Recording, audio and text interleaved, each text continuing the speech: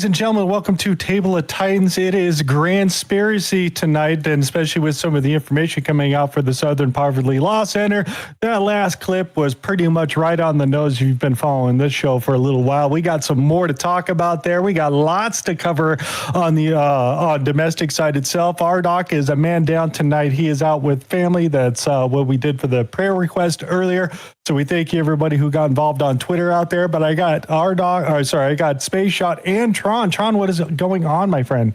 What's up, Boom Time? Old school Chappelle show, man. That is fantastic. That was the peak of comedy.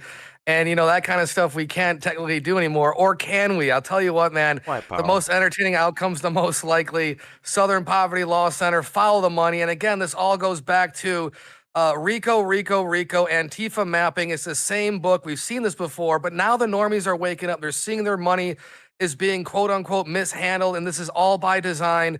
We the people will rise, and how fun is that? Hit that thumbs up. Let's go. We got missing UFO scientists. We got all kinds of interesting things. Let's rock. Let's go, Mr. Space Shot, sir. Yes, sir. Thank you guys all for tuning in on this fine, very fine Thursday. And yeah, it's been getting crazy. And I love the very beginning of Chappelle's show. And he always makes fun of saying, oh, Key and Peele stole my show after they kicked me off of Comedy Central. Obviously, he was really, really hilarious and still is to this day. Maybe he was cloned because he was super skinny forever. Now he's like jacked, but who knows? But that's what it's about, dude. And dude, that sparked a memory too. The SPLC stuff, you know, talking about the racism, and I didn't remember exactly what it was, but I want to say maybe it was the FBI or whatever. But they've been trying to pose our side as racist for a long time. And remember, there was like a anti-Semitic post or something like that, but it was on the 8chans, and then they presented it. I believe it was the FBI, but in the post it said YOU in parentheses, meaning that person that made that or took that screenshot was the person that made the post, and they were too stupid to understand. So they've been fighting against us for a very long time. I'm waiting for Media Matters to get served up on a platter. I'm very happy that SPLC is going down the tubes apparently, and all good things must come to an end from their perspective anyway. So I'm loving it. But always want to thank the mods for their wonderful help. Myself, these guys, and many others. Always a big hat tip for Country and the folks over there at Liberty Based News, formerly the Patriot News crew, where we had all kind of get this shindig off the ground about 8 years ago. And again, as mentioned by Hulkinator, we do appreciate you guys' prayers for Rdoc, and we just, give it a blanket prayer for his family in general. So thank you guys for that. Back to you, sir. Yeah, no specifics on there, but thank you everybody who got involved. Just as a quick little photo, I want to show everybody what the decision making over at the SPLC, who is making all of those decisions out there. We'll get to the story just a little bit, but I just want everybody to think about that right for a second. There's the group that was hiring all the KK members and all that. So we're going to come back to this story itself, but I just wanted to get everybody's good idea of what they were looking at right here. So, God. So all these people over here on this side is this group right here. What was that? And we're going to come. We're going to come back to them. What was the movie they had? The guy was a black guy, but he was infiltrating the KKK. It's like all eerily familiar. It's like, what the hell is going on? Are you kidding me? I was going to say Soul Man. So I think it was the same actor. Has to dress up as a black guy to get into college. At least they weren't girls. Oh my God. Here, let's get into some of that. There's the prayer request from Mr. Space, who put that out for Mr. Rdoc. So we weren't sure if he was going to be able to be here today. So I'm going to drop this around for everybody so you guys can go put some well wishers and all that over there. Let me get this around the horn once. So yeah, while you're spreading that, like I've said numerous times in the past, and as you guys can see, you guys. That's why I always thank everybody in advance, because these are my most viewed and interacted with posts, is whenever anybody asks me for prayer and I ask you guys for prayer. So I always appreciate that, and that's why I always thank you guys in advance, because we got the best community going out there. Exactly. We appreciate everybody. Let's just take a gander at some of the quick things before we start getting into the grand conspiracy things, because there's some things I want to touch upon before we get too far into the show and forget that they happened out there. Space Shot? Oh, yes.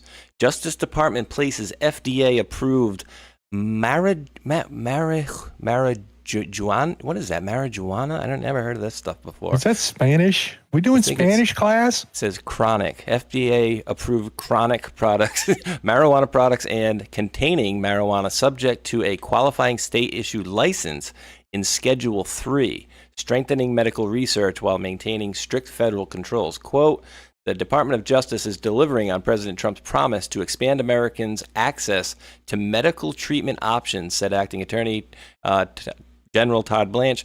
Quote, this rescheduling action allows for research on the safety and efficacy of this substance, ultimately providing patients with better care and doctors with more reliable information. And Hulk, it was Schedule 1 before, right? Which was basically the same as... Well, 3, before. we took it down to 1. I think you went the other way. Whatever it was labeled in the same category as heroin before, so I know that. Yeah, I agree with you over there on that side. So it got dropped down, which means that it's still illegal on a federal level, but just on the lower schedule, which allows more businesses to get involved with it without any special regulatory loopholes and all that. And now you can do a tax write-off against your business if you're in the marijuana industry and you have expenses. So now you can write that off in taxes next year. Yeah. So what good thing, dude? Like this is a long time coming. I mean, talk about, our opioid epidemic. We had the fentanyl crisis and whatnot. And now we have alternatives. We had Joe Rogan in the White House talking about psilocybin and all kinds of psychedelics to treat, depression, to treat, countering the SSRI. So the fact that we have alternatives to pharmaceutical companies and whatnot, this is a good thing. And this also stems off of Boss's right to try back in the day. I mean, a little marijuana is going to lead to some Captain Crunch, maybe some The Price is Right, a little laziness. But again, in moderation, it can be a miracle for some people. So shout out Boss, finally making it happen, and Rubio as well. That Cuban marijuana. He's busy. He's been busy. I think that's a little bit of a misnomer, though. I think if you're like a kind of overactive person, you're going to stay that way. If you're a lazy person, I think it's just going to kind of exaggerate that too, and it makes you think a lot more too, and what, he's got another job, dude? What is he, the potency tester there? Got to make sure it's clean. Here's the other side of this one too, is the breaking approach to mental health. What was the name of the drug that they fast tracked over here? Ibogaine, baby, Ibogaine. And even what's his name, Greg Abbott he passed some legislation like 6 months ago. So this was all a lead up. This was eventually going to happen. This is great. Let me throw this out. Today I'm pleased to announce historic reforms to dramatically accelerate access to new medical research and treatments based on psychedelic drugs. This executive order will remove the legal impediments that block American researchers, scientists, physicians, and clinicians from properly studying these medicines. We're also coordinating with the DEA and the Department of Justice to begin rescheduling reviews after successful phase 3 trials. I think there's a lot of people out there that need help, not only our veterans, but our civilian population that can benefit from this. These drugs are illegal not because they're harmful, they're illegal because of the 1970 Controlled Substances Act that was passed by the Richard Nixon administration. For 56 years, we've lived under those terrible conditions. We're free of that now. We're free of that now.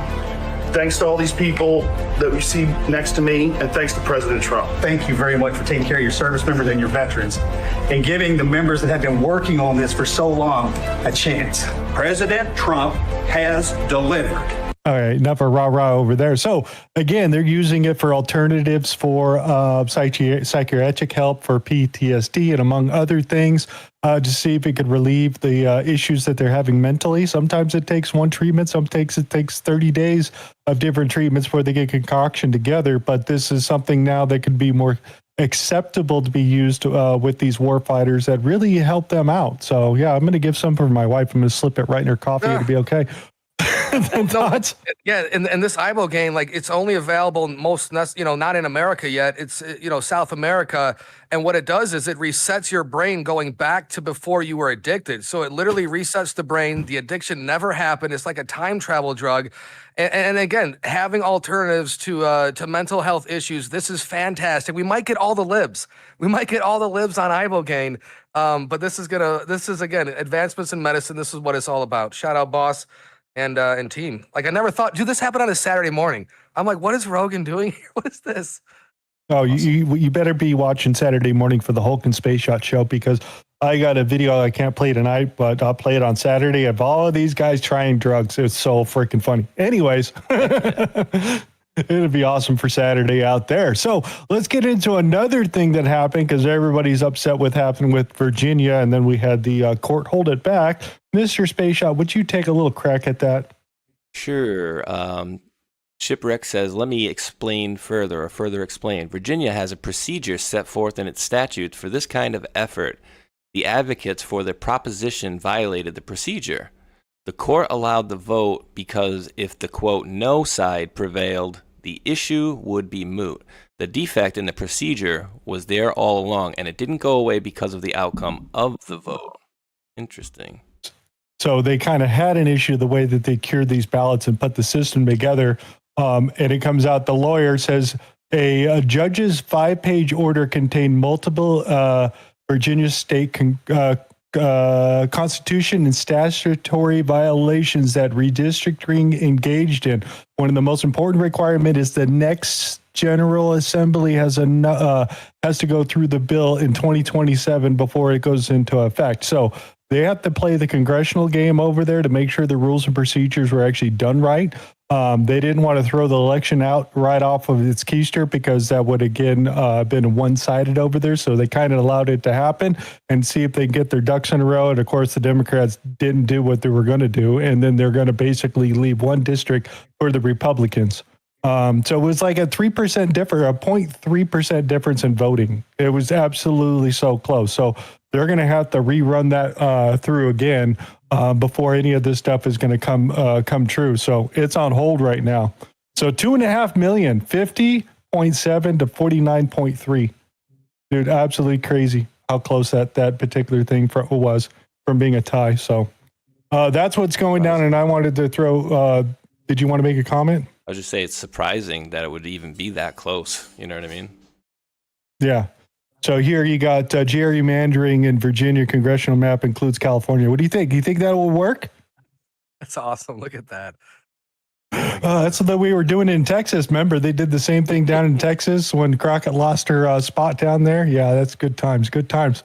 The other side of that here, Tron, would you read this for everybody? Guys, just in, Kalshi prediction site suspends 3 political candidates for betting on their own races.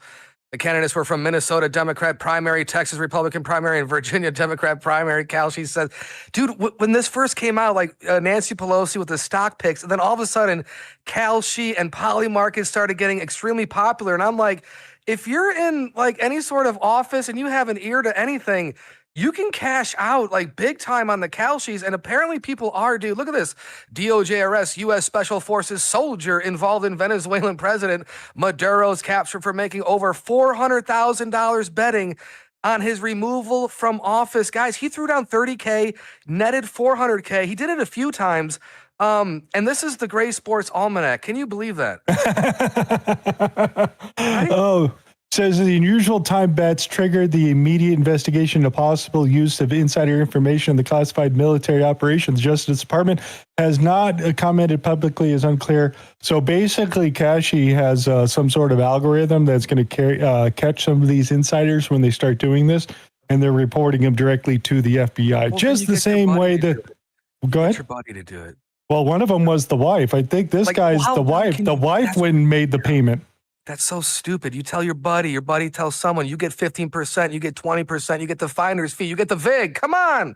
It's like the guy that there was another one out there where on Polymarket where some guy in a UK or whatever city was like betting on that the weather was going to get warmer than explicitly normal than it's supposed to be. It's supposed to be like 2 or 3 degrees warmer. So he went and betted on there, and everybody's like, no, you're not going to do it. So he went over to the location after setting the bet and then broke out a hairdryer and then raised the temperature, went back, collected his money.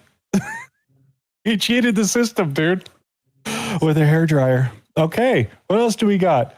That was our $400,000 from that guy over there. Oh, and in case everybody's wondering, the Colorado Court of Appeals has denied Tina Peters' motion for rehearing. The sentencing will now proceed in the district court where Tina Peters is the removal to disqualify the judge itself. So all this stuff they've been trying to do to get it over released federally and all, none of it's going to work. It's all because of the Secretary of State's office that's holding her in that particular position. So I don't know. I don't know what to do with her. It's state charges, so it's going to get interesting. So still sticking around in that. As long as we're talking about election, Kash had something to say this week that I haven't had a chance to listen to yet. So I'm going to hear it as a cold listen to with all you guys.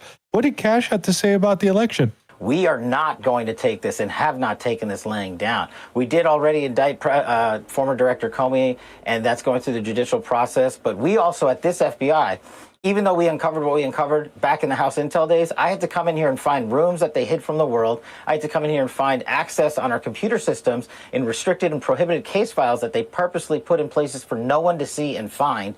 We have found all this information. We are working with our Department of Justice partners, and I am never going to let this go because they not only have personally attacked the presidency of the United States and President Trump, but they tried to thwart our elections and rig the entire system. And that is not something that is going to stop. That is not something I'm going to allow on my watch. Right. But you just have to remember, they built this disease temple over 20 and 30 years. We've got all the evidence. I can announce on your show that we've got all the information we need. We're working with our prosecutors at the Department of Justice and their Attorney General Todd Blanche, and we are going to be making arrests, and it's coming, and I promise you, it's coming soon. Well, Kash, hold on, because when you started this interview, you said, Maria, you and I have been working together for a long time, and this is exactly what you were referring to. You were on my show repeatedly talking about the Russia collusion story, and our audience wants to know why there's never any accountability. But specifically, the question that I asked you was about election integrity and whether or not you have any information to verify what President Trump says all the time, which is the election was rigged. That's what I asked you, Kash. I'm sorry, Maria, I misheard. Yes, so what we are doing is folding that into our entire conspiracy case, and we will let the prosecution speak for him, but we have the information that backs President Trump's claim, but because it's an ongoing prosecution investigation, I can't get ahead of the DOJ and the president. But President Trump speaks truthfully when he says that, and that's what I've been telling you about. When we find terabytes of data on computers from the last 10 years that we were supposed to find 10 years ago, that's what it took. It took his re-election. It took this FBI to go in there and find it, and it takes a long time to get through that material. But I would say stay tuned this week. You might see a thing or two. So yeah, are we gonna get the arrest we want? Go ahead. Oh, woot woot. I mean, yeah, he's saying, hey, pay attention. You might see a few things this week, and we're already starting to see a lot of weird stuff. I'm absolutely loving this, and the way she was taking him to task. Bannon called that putting him on the spot. What I asked you was this: how come we never see any accountability? And he's like, all right, well, let's see, because remember, as much as we've been researching through this stuff, for years, and we know this, they can't just slap everything together and just kind of walk it down there, right? And it has to be done by the letter of the law, dot every I and cross every T. We don't want any of these people, walking on some sort of, BS technicality. And here's another thing you throw in your cap, because John Brennan's subpoena was pulled and now it's voluntary information. I have no idea why. Whatever existing case that thing was rolled into has been pulled at this point. Now it's voluntary to give the information. It's not being compelled by the court. I have no idea why, but just wanted to throw that stuff out there. So let's break the Band-Aid off of this one. We all get hoodwinked? Or what? 8 group leaders, including KK, Imperial Wizard, and the neo-Nazi, got millions from the SPLC as part of the informant scheme for the DOJ says. Going all the way back at least to 2017, guys, the famous Charlottesville. Would you believe 2 days before the Charlottesville incident that had that problem there, the state gave SPLC gave them $300,000 just 2 days before that whole thing went down. Thought that was quite interesting. And they ran with it for 4 years. You know what I mean? I want to say a little bit longer, because I think it was only the beginning of this year that we finally got the media to admit that the whole Charlottesville thing was a friggin' gag. Unreal. Well, Alex Jones was more right than most people think. Would you like to read this for everybody, Mr. Space Shot? SPLC's reckoning. One guilty verdict from total collapse. $787 million poverty palace built on fraud is about to crumble. In the shadowed ledger of American institutional irony, few tales rival the Southern Poverty Law Center's current indictment. Founded in 1971 as a bulwark against extremism, famously bankrupting Klan chapters through civil suits, SPLC now stands accused by a federal grand jury in Montgomery, Alabama, of orchestrating the very cycle it professed to shatter. Between 2014 and 2023, prosecutors allege the organization secretly funneled over $3 million in donor funds solicited explicitly to, quote, dismantle hate. And how are we going to do that? Two informants embedded in the Ku Klux Klan, Aryan nations, National Socialist Parties of America, neo-Nazi networks, shell entities, Center Investigative Agency, CIA, Fox Photography, masked the transfers, wire fraud, false bank statements, and money laundering conspiracy compromised the 11 felony counts. DOJ's stark verdict: the SPLC wasn't fighting extremism, it was allegedly manufacturing it to sustain the grift. A guilty verdict wouldn't merely sting, it would eviscerate. Legally, each wire fraud count carries fines up to $1 million or twice the value involved.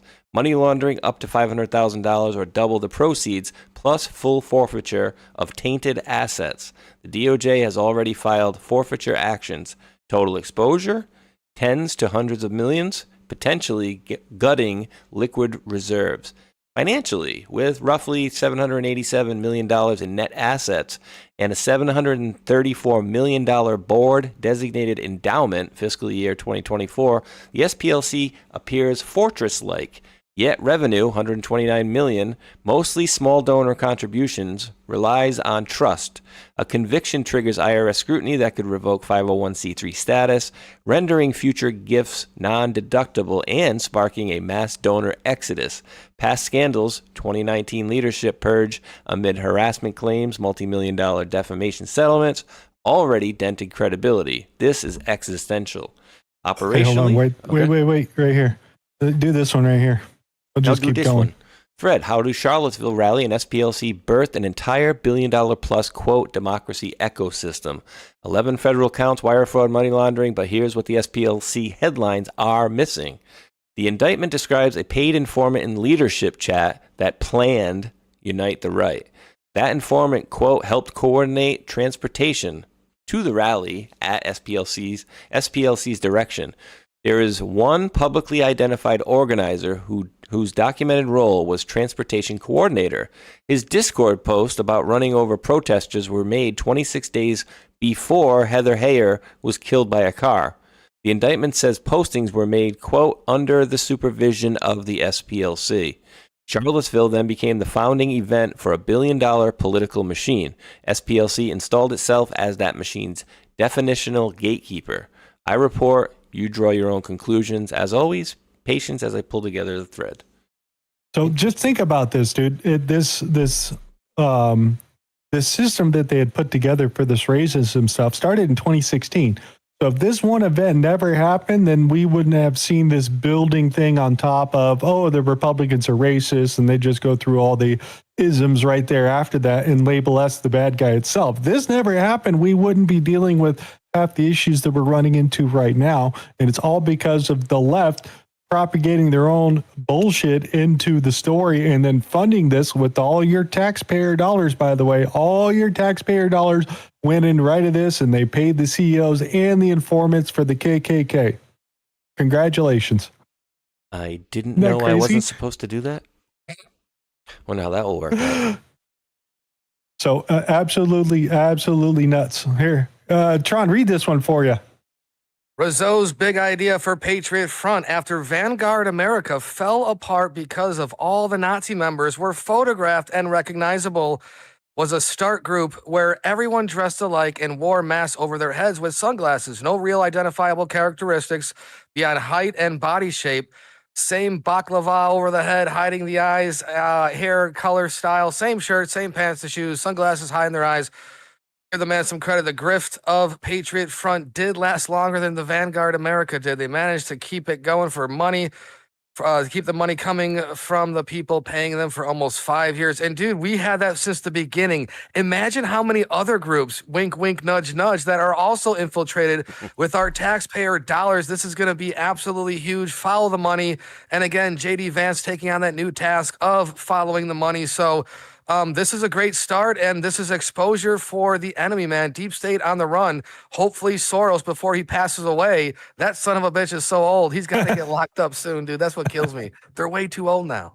So officially, there's no ties between Patriot Front Group and the guys that wear khakis and all that with the law firm itself. I'm not going to be surprised if somewhere down the road we do find out that it is connected with some other group that's, funneling money through. I'm not going to be surprised, but this fits the bill about doing the full-on Nazi thing and these guys marching around. That would fit right into the PLC's talking points pretty easily. So just something to think about there. And then again, the other thing here, Tron, read this one too. I thought this was an interesting thing to think about. From Brian Cates, wait until people make the connection between SPLC, the corrupted federal agencies, and the sports leagues. That's right, the NFL and NBA mostly. All those wonderful woke messages they littered our sports with over the past decade, and racism all over the end zones and on the court. Well, about 90% of the racism in America just ended with this effing indictment of the SPLC. Right now, NFL Commissioner Silver is likely brainstorming the league's PR flax coming with damage control narrative rolling out soon. Yeah, dude, all that money to perpetuate. And then the next thing is, this is how they killed Charlie, dude. This is how we have accidents happen. This is how Renee Good got shot by the ICE officers, is because of this, guys. This is narrative control. This is the simulation. And this is how we got Colin Kaepernick, right? Yeah. Yeah, that Exactly. Nealon son of a bitch. And then they got rid of Tebow. Like, it's obvious at this point. And God will prevail. This is on, Boss is going to be mentioning scripture. We have Annalena Pauly talking about Book of Enoch. Things are getting serious. Yeah, definitely getting crazy, dude. Oh, what else do we got for you here? I thought this was interesting from some of the testimony coming out from the indictment. So here, read this little spot in here, Tron. Right there. Number one, Right there, guys, from Tim Pool. Holy shizzes. The indictment against SPLC alleges they created a sole prop called the Center Investigative Agency, or the CIA. December 30th of 2016.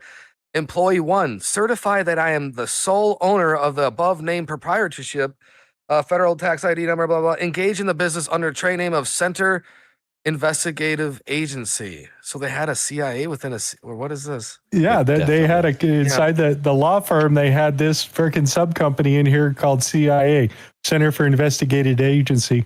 Like, they're not trying to copy everything, because we've seen them, how they go after all the Patriots with YouTube channels and all that. And plus all the other guys. I mean, we saw them posting. I mean, you could take a look at this. They were out there posting stuff for a long time about, like Stephen Miller's an anti-immigrant and all the guys of, where they're at and what they're doing. I thought that was pretty interesting there. Ooh, I'm even on there, and they got my year of my birth wrong. Space Shot 76, morons. Oops. How stupid can you be? I AI'd you in there over there, by the way, and I appreciate told it to write the wrong thing. I just wanted to see if you would catch it for That's the hilarious. That's funny. harmful threat actor. But no, you're right, though. That's what they were. They were calling me harmful threat actor, disinformation actor, but, bullying and harassment. Because, 93% thumbs up to down ratio, it means you're bullying everybody. Maybe we get a little restitution in the future, Space Shot, for all those articles and, maybe someday. I mean, yeah, I don't know if people remember, dude. I mentioned in the beginning, like Media Matters and SPLC. They were like, Space Shot 76, a QAnon conspiracy theorist, is using Cash App, apparently in violation of their terms. And of course, I get kicked off like a day later, and then they put up a thing saying, "Oh, look, we got him kicked off." And then I go to appeal, and they're like, "Yeah, you may have broken our rules." I'm like, "Well, what did I do wrong?"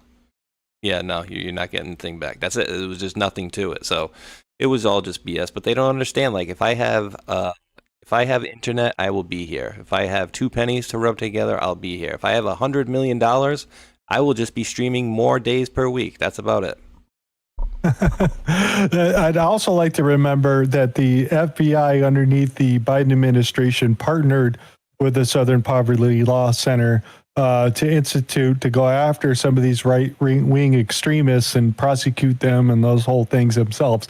And then when Trump took office and brought cash in, that was the first thing he decoupled. Said, no, we're no longer being associated with that group itself. And then we've got an indictment about a year later. So finally got around to it. And that says, look, then up here at the top of the Democratic Party, and now it's the blue and pink hair and all those guys. Yeah. The future is female. All those progressive left. This is who we're fighting, guys. Are you organized enough? I don't think we are.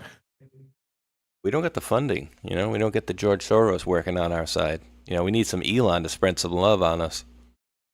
Yeah, I don't get any DMs for $7,000. And that's why this movement is so organic, guys. A multi-billion-dollar propaganda machine, and here we are doing with truth, light, and love.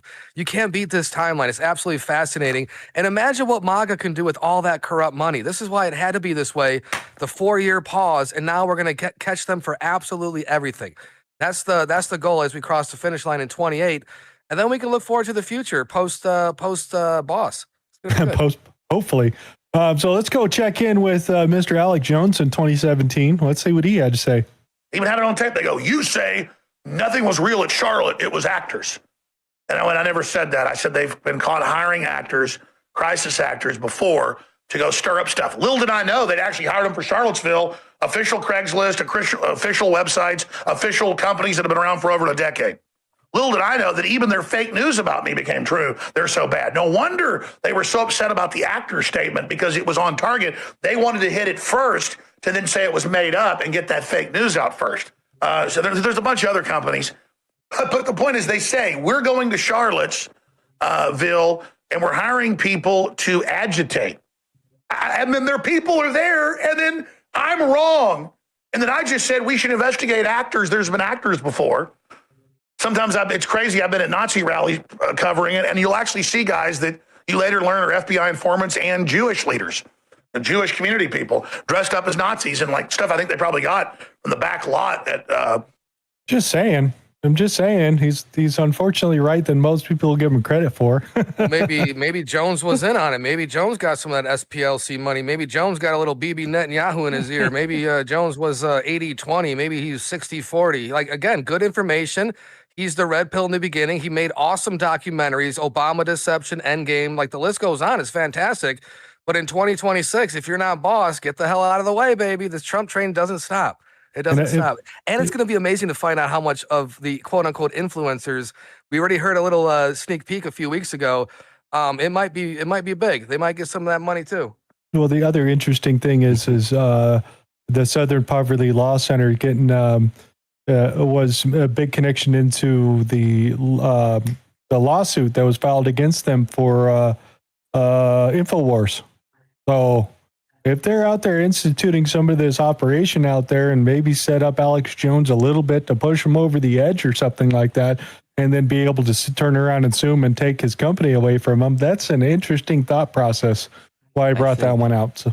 I think you're onto something, Hulk, but I think I would have to say his help would be most definitely another organization. I mean, if I had a red phone, with a beeline to Mossad headquarters, I'd probably have some good, I'd have some good information too. And, we would show Free Systems LLC, the Corsi Connection, all these folks back then, and they did what they did. And remember, him, Jack Posobiec, Dr. Corsi, all these people I will never have respect for because they tried to make everybody. Stevens. Oh God, I don't even bother mentioning him. But like at the end of the day, they all tried to turn us away from it, telling us this was all fake, it was all BS, and I got my real insiders. This is my cue. All right, Zachary Klawan, regular soldier in the army. Not to diminish anybody, but like he wasn't anybody that he was trying to make sound like he was.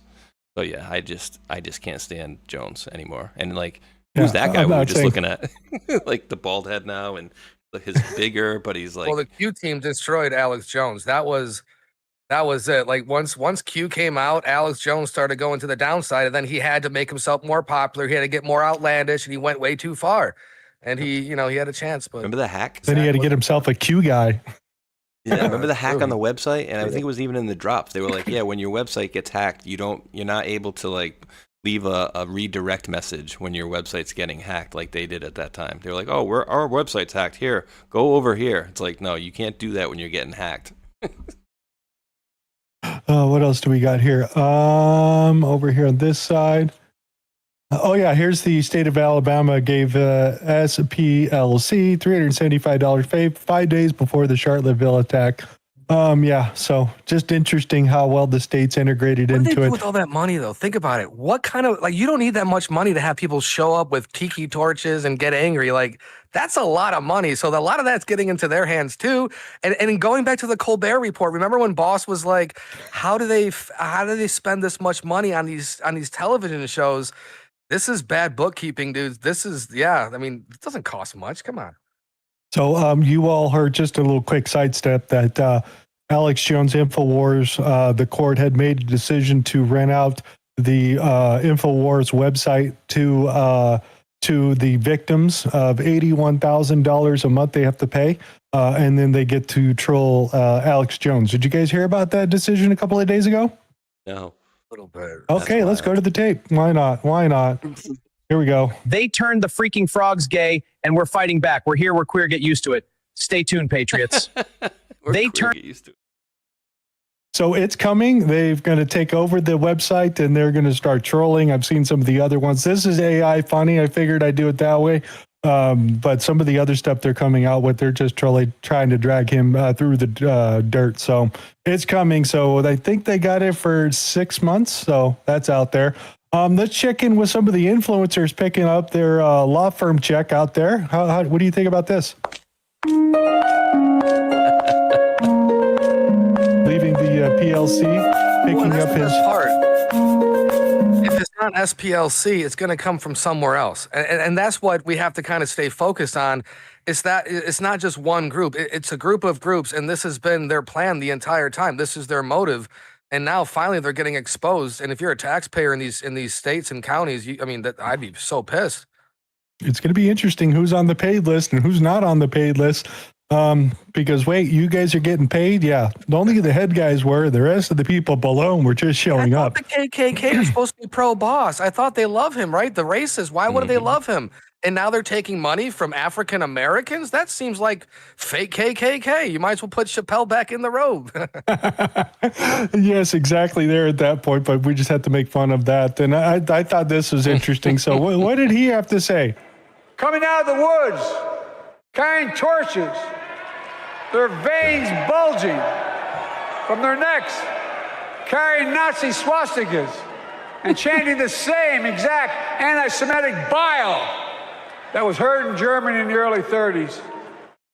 Neo-Nazis, white supremacists, the Ku Klux Klan, coming out of the woods.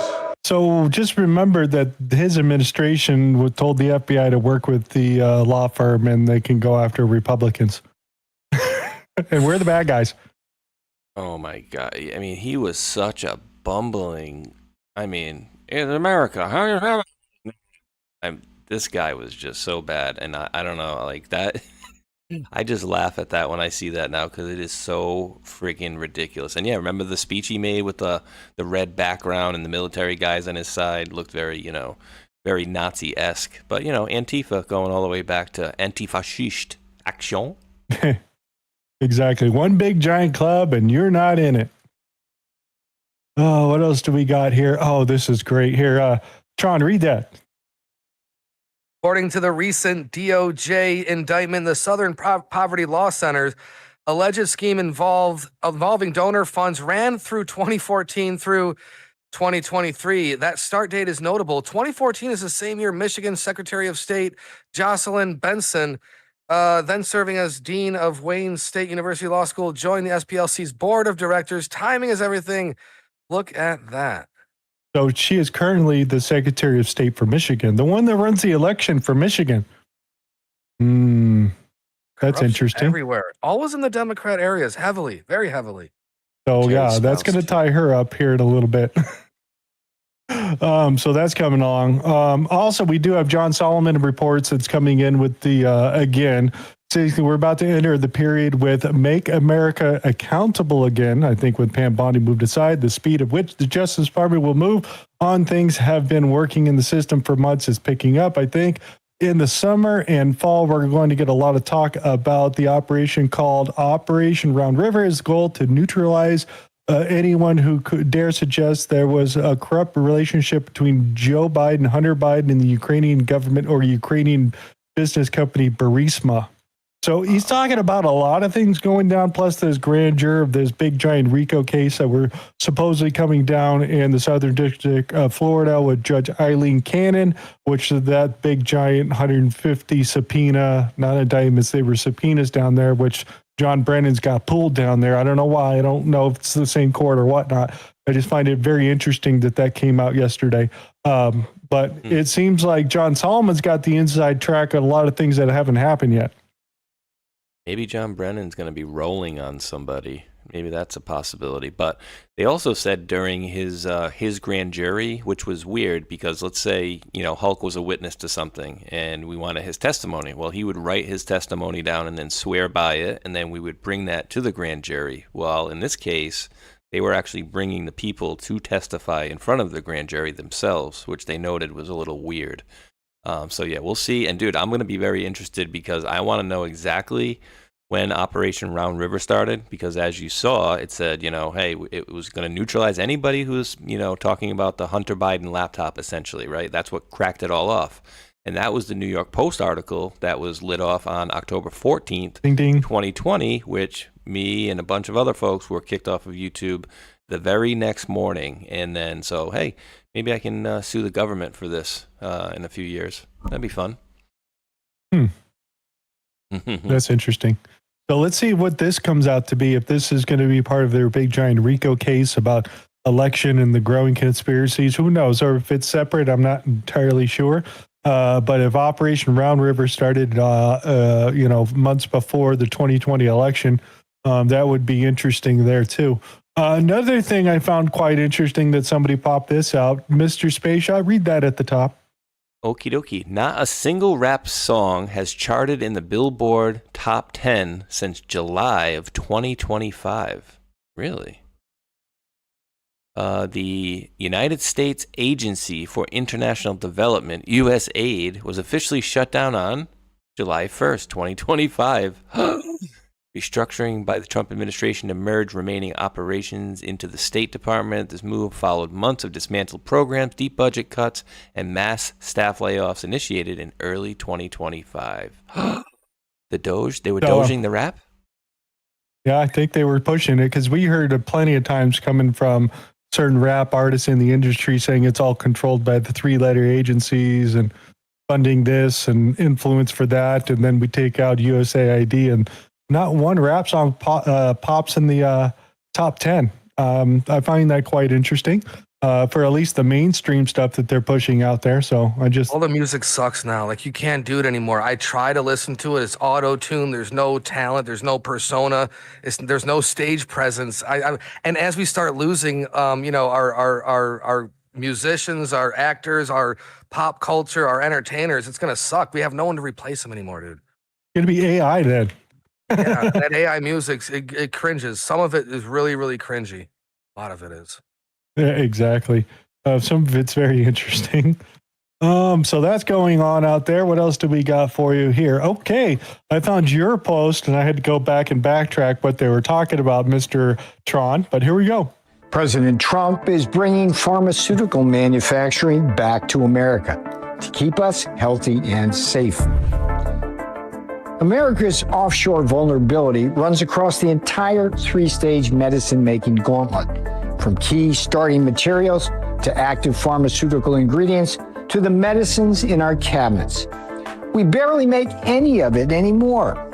So while America still leads in pharmaceutical discovery, we have become a design and discovery superpower with a hollowed-out medicine cabinet. President Trump's new proclamation attacks this failure head-on. It establishes a 100% tariff on patented pharmaceuticals, while companies with approved onshoring plans can pay a 20% tariff. And if they agree to most favored nation pricing, committing to give American patients the lowest price it offers in any comparable foreign market, their tariff can fall to zero. So it's coming. Those are some of the things they're talking about. Go ahead. Yeah, it's been coming. July 28th of 2020. Remember this, guys. Going back during pandemic, boss gives the medical stockpile making drugs in America to a company that we're all familiar with called Kodak. So Kodak, again, film company, saving memories. They were given the task 6 years ago to make these factories, make pharmaceuticals, not only for the cost, but also for the safety. We can't be taking our pills from China. We can't be taking our pills from India. We want to make it in America. We want to do it our way. And again, long time in the making, 6+ years. So this is absolutely huge. And now we got to see it through fruition. This is execution time. This is good. I didn't know that about Kodak. How far did they make it? They're doing a good job at it, or? Yeah, they're doing a good job. I mean, the stock was $2 6 years ago, and now it's like 12. So it's slowly creeping up, and that's something that most people don't remember. Is like 6 years ago, Kodak. Let's make it in America, and we'll see where it goes from there. Maybe they'll get the bid next. Oh, that's very interesting.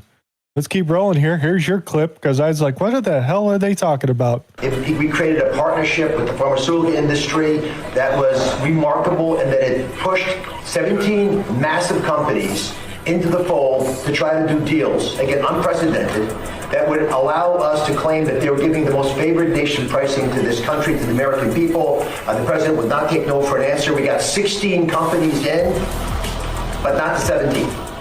How many times do you think we spoke about the 17th company? Too much. 17. He said 17. He wanted to be 17. Whatever math you want to make, 16 is not 17. There's a reason that the 17th company was delayed. It's why they're here today. It's that beautiful young boy you saw earlier. When you can save a child's hearing, and Mr. President, we talked about a lot of numbers. Secretary Kennedy quoted 100%, 600%. It's hard to beat free. Free is the best price, and that's the starting price with the president oftentimes, and that's what this wonderful company agreed to. Oh, that's cool. Dude, I was listening to this live, and I'm like, is that 17 and 17 and 17? Boss is like, yeah, too much. 17. Wizard of Dr. Oz coming in there. And I love all their faces as they say 17. Again, Patriots, we're going to have hints. We're going to have deltas. We're going to have misspellings. But sometimes they literally just spell it out. And I would never thought that, Dr. Oz is getting into the mix. But again, long time coming, outside operators. And let's see how this movie finishes. Yeah, exactly. What else do we got here? Oh, I wanted to throw this out. You read a couple of these, Mr. Tron. Guys, Eagle Ed Martin, SPLC pays 0 taxes. Corrupt. They pay 0 state local taxes, 0 property tax on the huge properties they own in Alabama, and they pay no sales tax on anything they buy from paper to cars. And they have a $1 billion endowment hidden offshore. SPLC is like a mafia, corrupt. And that's coming from Eagle Ed Martin. Like, let's go, baby. We have to stay set. Keep going. Attention, the OG hoax is Watergate. Fake news plus, deep state plus, elites equal, take out a POTUS. This sounds like a Q drop. Almost worked on DJT, but fight, fight, fight. They killed Charlie and they will pay. Dude, there's a they in there. That's what I'm saying. Like, yes, there's the lone shooter. There's that guy in the roof that had the tranny whatever thing. But no. Again, the rhetoric pushed this, and that's the true crime. We have freedom of speech, but you can't yell fire in a movie theater. Yes, I thought that was interesting that he put the word they. Not that it's not single, it's plural. So, wonder who's they're talking about. Columbo's on the case, I tell you. One more question. Exactly. Man. One more question. No more questions.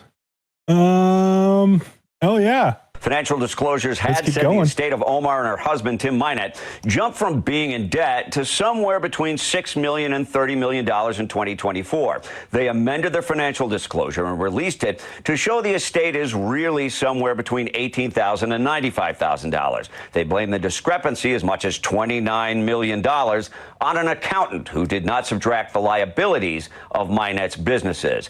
And this is the same congresswoman who championed the Meals Act. That was the COVID relief program intended intended to provide food for poor kids suffering during the pandemic. Republicans say that created the pathway for the Feeding Our Future scandal, a $250 million boondoggle of meals billed but never provided. A restaurant at the center of the scandal was the Safari restaurant. Omar held campaign events there. One of the owners, Salem Ahmed Saeed, was convicted for his role in the scandal. The Republican chair. So, Tron, how do we hide and dissolve down $30 million worth of net wealth and get rid of a winery in Minnesota that snows all the time? They don't have grapevines there, but never mind the fact on that she had a winery in Minnesota. It's pretty interesting she could hide that much. You haven't heard. Muslims make the best wine. Chateau de Allah, 1985. Ooh, the sweet berry flavor. Dude, the fact that she's getting a pay cut, this is the absolute most hilarious. Forget that she's a brother effer, but dude, she's getting pay cuts. She's getting caught. Minnesota's getting Leering centers, autist centers. I approve the autist centers. We need more of them, but just not in Minnesota. And I tell you what, how much more can we catch them? If they're this corrupt, guess what? The elections might be corrupt too. Do you see how everything Boss said in the past, all the slings and arrows, all the projection and mirrors and whatnot, it's all coming true. And if you're a taxpayer, you're pissed, dude. Food costs extra money now, gasoline's to the upside, and you're wondering why your taxes are still increasing. So again, we the people have to rally. Again, this isn't R versus D. This is pissed off taxpayers. On America's 250th, I mean, come on, man, watch out. It's nasty. It's pretty bad on how deep this corruption. Did you want to say something, Mr. Space Shot? Well, it's just the fact that they all think we're a bunch of idiots. It was a comma. Yeah, we missed one comma. That was a big ass comma then, I guess, right? It's like, come on. Oh, yeah, no, and a few decimal points. Yeah, I'm not really worth that much money. They're like, somebody didn't tell the new girl she's not supposed to, she's supposed to hide that money. Shell companies. Wow. Exactly. What's Raskin have to say about the whole situation? Hi, Leader Jeffrey. It's good to see you.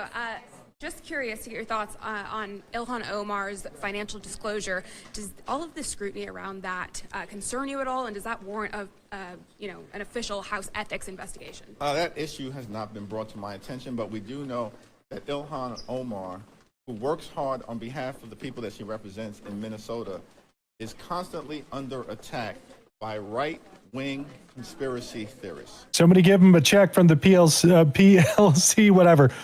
Well, what about her net worth going from 30 million to now under 100,000? Do you believe that's truly an accounting error, as she alluded to? It's not an issue that I'm familiar with.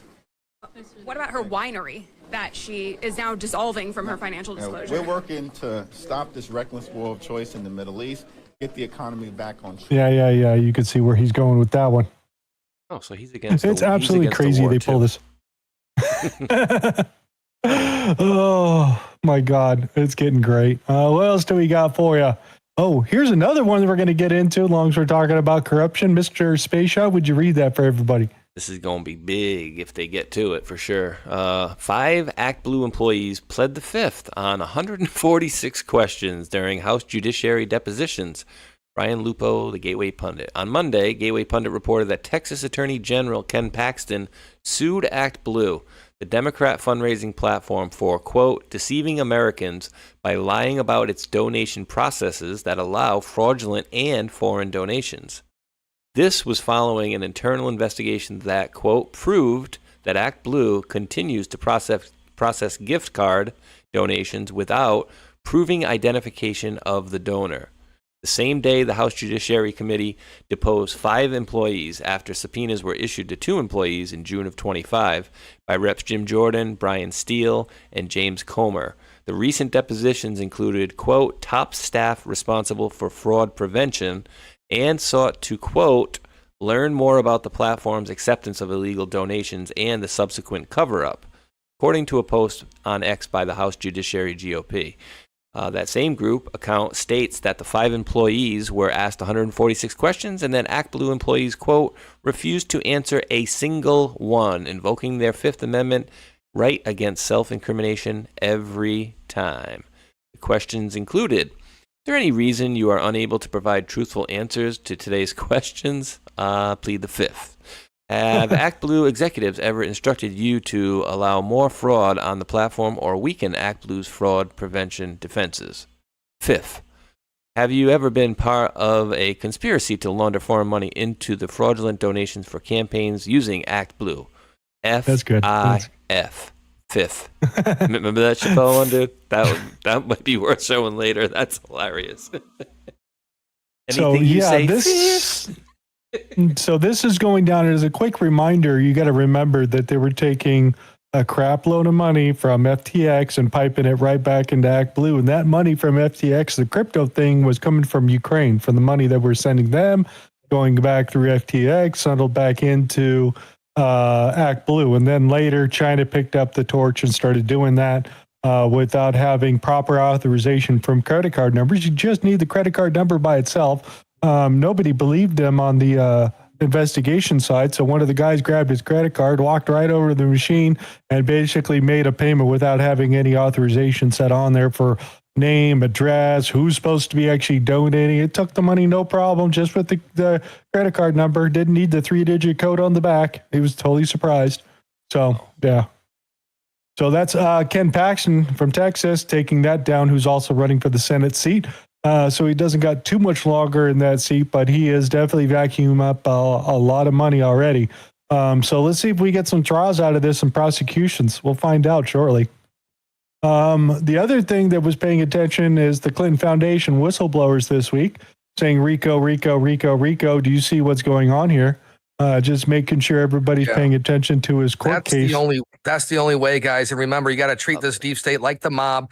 You have international crime, you have domestic crime, and most importantly, you have other countries helping aid the deep state, the evil, in subverting American values and our future. This is huge, and this is another reason why Venezuela, another reason why Iran, another reason why we have to secure our areas of interest and whatnot, and this is where it goes down to RICO, baby. Giuliani, the mob, and sometimes you have to let them kind of progress in their crimes in order to get them all at once. You don't want a double jeopardy. We have to have the courts cleaned out. We have to have proper lawyers, proper judges, everything set up to make this absolutely beautiful. Again, we have one chance to do it. This is the Super Bowl of America.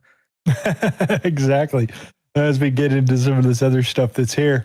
So again, this is them pointing this out again, saying the Treasury announces Form 990 Transparency Initiative to expose hidden funding and strengthening oversight. His response is, I think the development with the IRS Form 990 increases transparency to combat fraud in tax-exempt organizations in light of our case versus IRS and ongoing U.S. tax court. Did we influence this development?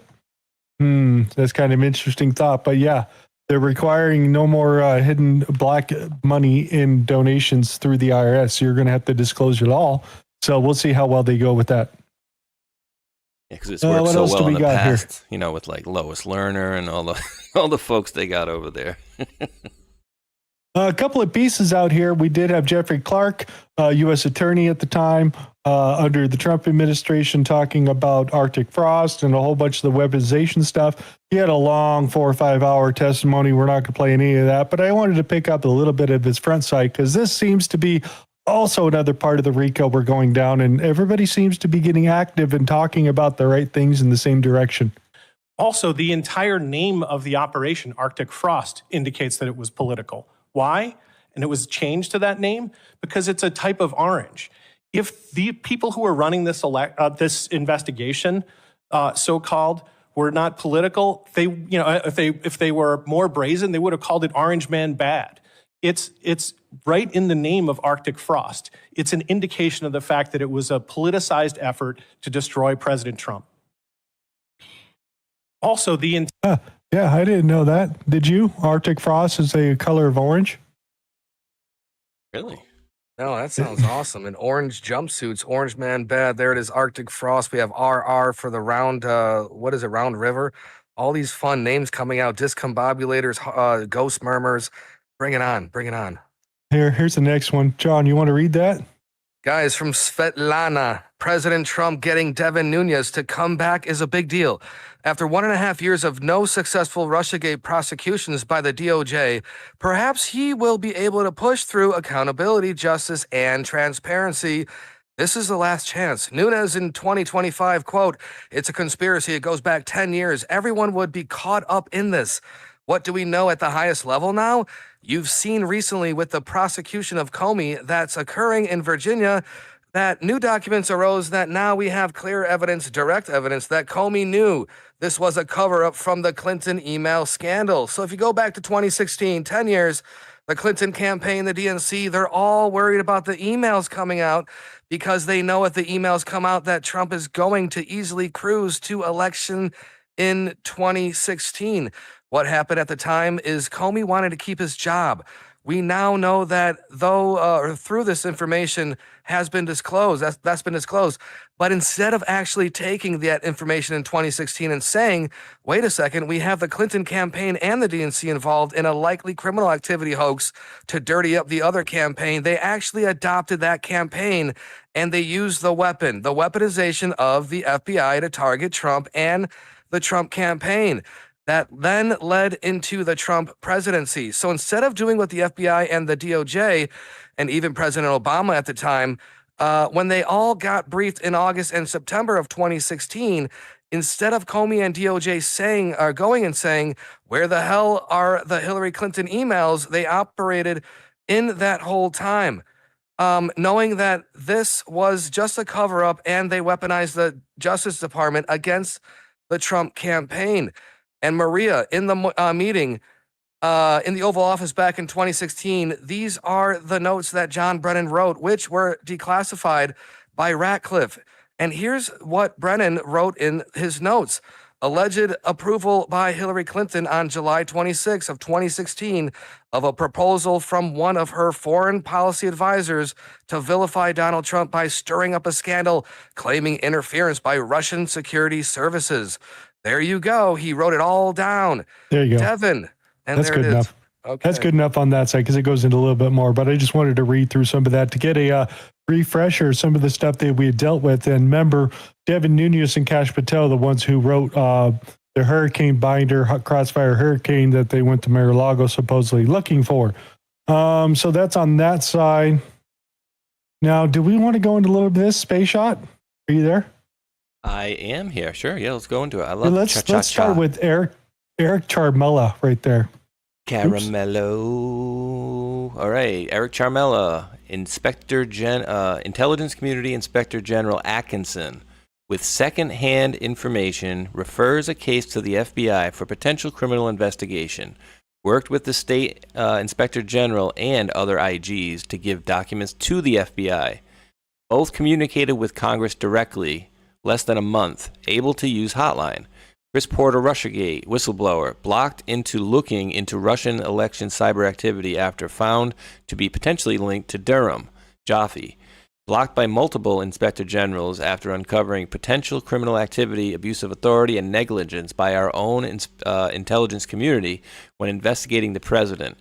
Told he would need to go to FBI and there was no IG mechanism to go to the FBI and DOJ and he would need to contact Congress on his own accord. Was told to stop investigating Russian influence after he found it might be related to New Star and Durham case. Was pressured by superiors to change attributions, downplay other adversaries.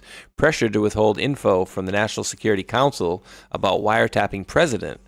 Less than 3 years. Kicked off Elections Division. Lied to about Steele dossier, no hotline. There could not be a more stark contrast between how the whistleblower Eric Charmella was treated and how Christopher Porter was treated. I believe this is Chris Porter. I am not positive. Who is VC of the NIC? This is important. Read the images. So this particular guy stumbled across the action that Joffrey was doing with New Star. Theirs are the ones that are using the Russian Vodafones that they made up and had DNS records going between Russia and the Georgia College, if I remember right. So he found that action that they made up all that info out there, and then he wanted to bring it forward. And they're like, no, you can't bring any of that stuff forward. We got to keep that hidden because Joffrey's is Hillary Clinton's boy, and this is how we're going to keep all this stuff underground. And then later, Joffrey's New Star company got bought out by Transcend. Yeah, they're people who do your credit scores and stuff like that. So yeah, he got a big payday at the end of all this. So this is also part of the stuff that was in the Durham Annex that they didn't want anything in there to be talked about. Other side of this, Mr. Space Shot, read this too. Actually asking a question right now. The vice chair of the NIC, so it means vice chair of the National Intelligence Council, at that time it says was Maria Langard Rykoff. I'm actually asking it now, or I'll give you an answer later about who she was preceded by, because I'm guessing it was before that. But breaking, Paul Sperry. Declassified documents reveal former U.S. intelligence analyst Gavin Wild, a.k.a. National Security Number 2, Witness 2, Eric Charmella's co-conspirator in the first impeachment plot against Trump, worked with Peter Strzok, no shit, including collaborating with Strzok, the FBI's key Russiagate hoax architect, on the Obama-ordered intelligence community assessment, which fabricated intel and relied on Hillary's false dossier to frame Trump as a Putin agent scheming to steal the 2016 election from her. Go figure. Yeah, no shit. All these other people popping out after all this stuff comes out. You're like, oh, yeah, it was his coworker that they were with witnesses. Oh, yeah, they made all that shit up. Said also, National Security Director Tulsi Gabbard said that he has revoked security clearances for former CIA analyst Eric Charmella. So that's only happened now. Now, not a year ago, not 2 years ago, but now. So I just thought that was interesting. He's been listening in. What else do we got? Ooh. Here, you want to read this, Space Shot? This is good. Joe DeGeneva has been sworn in as a counselor to the Attorney General at the U.S. Department of Justice, stepping into a senior advisory role on key legal policy and enforcement matters. With decades of experience, including serving as U.S. Attorney for D.C. under Reagan, DeGeneva brings deep expertise in federal prosecution and high-stakes investigations. Praised by U.S. Attorney Jason A. Redding Quinones for his leadership and judgment, he will help advance the department's mission to protect Americans, enforce the rule of law, and ensure impartial justice. And I mean, you can probably remember the one of many rants that he did on Fox News and a few other shows talking about, the slime balls, Brennan and Comey. Okay. I got it. But the other thing I didn't realize is he was U.S. attorney, the lead attorney in D.C. under Ronald Reagan. That's crazy. Thought that was interesting. I'll be just running to the men's rooms really quickly. It says Devin Nunes departing Trump media to focus on intel oversight role. This move is additional to Geneva's new role as counsel AG heading the Russiagate investigation. Very encouraging development, blah, blah, blah. So this is all going down into Florida itself. So Devin Nunes is part of he's the lead on the Council of Weaponization, whatever Trump called it there at that time. And I love this. I like that we're having the characters from the past make an entrance because, like I said, in the past, you have to remember Kash Patel wrote that book of the Russiagate and whatnot, that children's book. Everyone has their own quote-unquote vendettas. Of course, we want America first. Of course, we want rule of law. But what they did to these individuals on a personal basis, they're just sitting around waiting for the green light.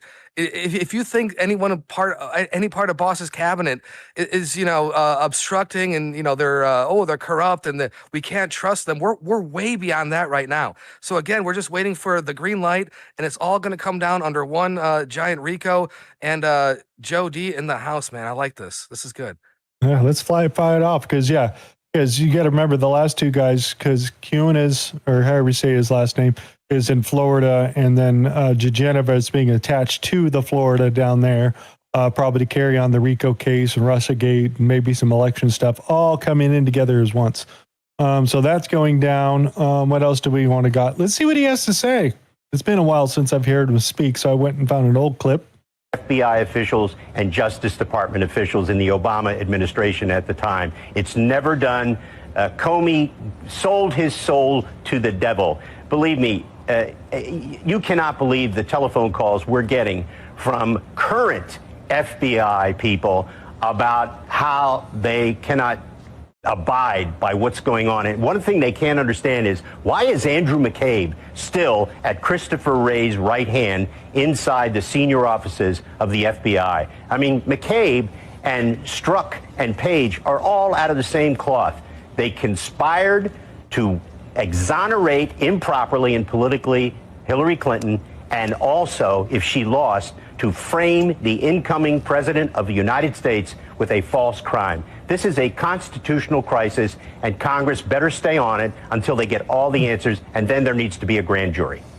No, you got one, and it's seated, and you can go talk to them and tell them all the words of woe, and hopefully you can get this together. But new declassified information coming out that Barack Obama was in the room, was informed of the situation by John Brennan about what Hillary Clinton wanted to do, because he wrote it down in his notes, and they found him, and so he cycled into this too.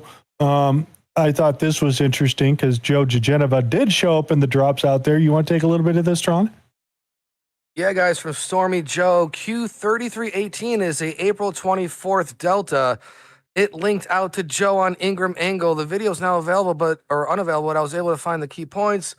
So yeah, make that bigger. So okay, so wow, that is crazy. So on a Delta, we have a couple of days Todd off. Blanche, welcome to the fight, Joe. April 20th, and there it is on the 24th. We have the Delta for the video there. Key claims, FISA court deception, targeting John Brennan. Genova famously stated that former CIA John Brennan told him that they need legal help. We doing all that. But yeah, man, on a Delta, like these things have been hitting nonstop. Boss the other day dropped something about digging and whatnot and to our soldiers. And then it goes back to a Delta. Like they have been on point, absolutely amazing. And again, those 2019 drops, 7 years ago, coming back into the future. And now we have all these badass actors that are ready to actually drop the hammer. And he's got a green tie. And of course, he Pepe. got that green tie. Todd Blanche. Free for go. President Trump's top counterterrorism official, Julia Varvaro, is under investigation, claims she actively seeking sugar daddies to maintain her lifestyle. She actually had a trophy case of stuff that she had gotten from the sugar daddies and kept them as trophies and needed more, and became a problem at work. So now she is fired from being a program analyst she was the top counterterrorism official. Before that, she worked for FEMA program analysis under the Biden administration. So she got fired today, and holy crap, has she got a lot of jewelry people bought her. So she's out. She's a whore, is what you're saying, in lack of Pretty other much. terms. Okay. Just thought it was interesting. Here's another one. Dr. Oz shares a letter with Fox News Digital. They sent to the governors nationwide, and they basically have 10 days to basically respond to this or face issues, because they're talking about the Medicaid, Medicare fraud that they're doing in their state, and they want a list of what you're actively running. And then if you want money back, you need to send in all your paperwork. We'll review it and send it back. Well, nobody's saying anything, and they want billions of dollars. And they're like, you better come back with your info if you want any of this stuff back, or we're going to start going after you guys. So again, we'll see what happens. So that's going on there. And on top of that, this is testimony of California hospice leader Shelley Kirk that Gavin Newsom's state has burrito stands marked certified hospice facilities. This is her saying this. You'd be amazed at how many hospices the door you can walk up to in California, and there is nobody there. There is 5 months worth of mail that you can see stacked up from CMS, and nobody's there. And that passed a survey. How did that happen? How do you put a hospice in a burrito stand in California? How do you put a hospice in a tire store in California? That all had to be vetted through licensure and through certification and accreditation. Yeah, the state's the one that authorizes all that stuff. And how do you feel a hospice over there in a burrito stand? I guess that's why Van Nuys, California's got 16% of the total hospice of the entire United States in one city. You can get a burrito and some health care. Yeah, they just never die because they only 3% of the people actually died in hospice. The other 97%, they survived. They just sent them to another hospice and over again. Here, I thought this was a cool little video here. What does millions and millions of illegal immigrants flooding into your country look like? Every blip is an animation represents 100 people. So I'm going to slow this down. We're going to go down to 25. And I just thought this was interesting. Damn. Evenly distributed. Why don't they go keep going north up to Canada? Let's go, Manitoba. Let's go. There's no tequila. Alberta. I guess. They're at 1 million now. Wow. That's a lot. That's one too many, yeah. And look at all the ones coming on planes and boats and all that from over here in the ocean. Remember, they sent look planes. At all those, Scarface, those banana boats. I know, come on, no banana boat. 300, what did they say? Yeah. 330,000 of them came on planes through the CVP One app. You guys paid for it. We all paid for it in our taxes. Well, how many of these people got their $2,400, whatever it was, to go back home? It's like, man, 800,000, I think, maybe 1 million. That's a lot. At the highest. And, you know, we're saying what, 15, 20 million came in 4 years. So now where's the reverse animation when Boss just deported them all? Where's the reverse of it? You're gonna have to wait till after the election for any of that there, because those midterm elections are not turning out very good. You know, when they start asking questions about certain things, especially what happened in Virginia, that's really turned a lot of people off. But we'll see if the court holds it together, because they'll steal any way they want to. Long as we're talking about this, I thought this was interesting. Space Shot, you read this for everybody? I certainly can. CIA spies burn alive in Mexico ravine. Trump's expanded shadow war explodes as Sheinbaum screams sovereignty violation in deadliest, quote, accident yet.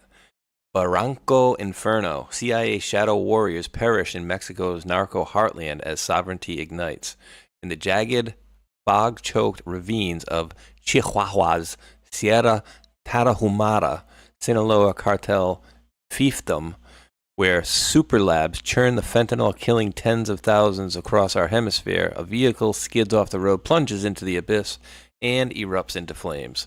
4 lives extinguished. Mexican AEI director Pedro Ramon, alongside 2 U.S. Embassy instructors. They had just struck one of Mexico's largest clandestine meth complexes. 6 massive labs dismantled. Tons of precursors seized. Operators fleeing into the mountains. Yet, Washington Post exclusive, because it was written and approved by Langley, cuts through the fog. Those Americans were CIA officers, frontline operatives in dramatically expanded agency counter-narcotics mission across the Western Hemisphere. Under President Trump and Director Ratcliffe, the CIA has reoriented with counterterrorism tradecraft, drones, training, direct support, treating cartels not as mere criminals, but as transnational hydras demanding the same lethal seriousness once reserved for terrorist networks. Sheinbaum was blindsided. No federal security cabinet approval, no notification of joint ground action. She has now ordered a formal investigation. Did this breach Mexico's national security laws, violate sovereignty? Mm-hmm. So your top Mexico drug enforcement and 2 other deputies and 2 CIA officers all died in a fiery car crash after taking down one of the largest labs in Mexico, 6 of them all at once, and then they die in a fiery car crash shortly thereafter. Sounds a little crooked to me. Very. So just wanted to throw that out there. This is also coming from Anthony over here in Mexico. It says, migrant caravan has now been allowed to transit out of Mexico as earlier as tonight, currently making its way north. It consists of mainly Haitian migrants, is headed to Mexico City, where the group will splinter off into 2 factions and continue north. The bottleneck continues to build, with mass deportations no longer on the table. So they're already saying Mexico is not stopping the migrant caravans coming up through Mexico here at this point. This is what he's showing here at this point, that they have gotten laxed in Mexico about migrant caravans here at this point. So I'll follow that a little bit more and see how far that goes. But we do got some bust going on out here. You want to take that, Mr. Space Shot? Bust it. Operation Gangster's Paradise. Living on... Okay, I won't do it. I want to get us a copyright strike. FBI Los Angeles executed 30 pre-dawn raids, arresting 30 alleged members of the Mexican Mafia in SoCal. Alleged murderers, drug dealers, and racketeers, all taken down. The group is known as La M, or the Gang of Gangs, known to control nearly every Hispanic street gang in the California region. Well done to our agents, great partners, and teams who executed brilliantly, continues to break violent gang operations all over the country, the FBI does. So hopefully they get around to the Chinese gangs, because I think they're worse than the Mexican ones because they took over all the black neighborhoods themselves. So I won't be surprised if they start popping up here shortly. But that's what they're going after now. What else do we got? Oh yeah. This morning, HSI and our law enforcement partners disrupted multiple agency alleged financial fraud operations through the Southland by seizing dozens of SIM cards. Remember we saw this over in New York? They're doing the same thing here in California. And then Puro charged Chinese bosses who ran scam compound out of Bermuda. Thousands were trafficked, enslaved, and forced to steal from Americans. They also seized Telegram channels which lured workers into the compound in Cambodia and ordered them to pose as U.S. banks and NYPD to steal Americans' life savings. So both sides, they're getting it. So this is at the same time on both sides of the coast. So I thought this is interesting because they seem to be moving fast. Ramping up. It's ramping up for sure, dude. I mean, we were talking before the show. There's just so much news coming out. Like it's tough to keep track of it. It's like it's so much. It's good news. Yep. I wanted to throw this out there because this gentleman here who runs, I can't remember what city he's in, Atlanta. Let's check in with Atlanta PD. We're going to talk about Operation No Smoke. Lead you eyes over here to the camera so we can start this video. So on April 18th, we executed a search warrant at 275 Ted Turner. This investigation began in February of 2020. They got a lot of drugs. I just thought it was interesting. They got 40 people, 1,200 pounds of pot, along with a whole bunch of other stuff going on. So multiple drug seizures on both coasts in this last week. So they're not goofing around. So they are moving around pretty quickly, guys. It's good to see this. L to the year. We had the debates in California. So let's see. We had Bianco, and then there's our other guy. I can't remember his name. He's the other Republican. Yeah, Hilton. So let's see what they all had to say. I like Bianco's response. Mr. Bianco, you have said you want the total elimination of the gas tax. How would we fund roads and bridges? You have 60 seconds. So funding roads and bridges is a fundamental responsibility of government. We need to get rid of the rest of all the waste, fraud, and the abuse of the rest of government, which all of the Democrat policies over the last 20 years, 30 years have created. We only have the highest gas price in the country because of Democrat policies that are absolutely destroying the oil industry, the automobile industry, and forcing those prices up, forcing our refineries out of the state, forcing our oil companies from drilling in our state. When you send oil, make it into gasoline and send it to across state lines and it miraculously becomes $2 cheaper, you know that your state is the problem. It is Democrat policies for the last 20, 30 years that are driving the cost of not only gasoline, but the cost of living in California up. We have the highest cost of living in the country because we have had one party, Democrat progressive rule for decades that is destroying this state.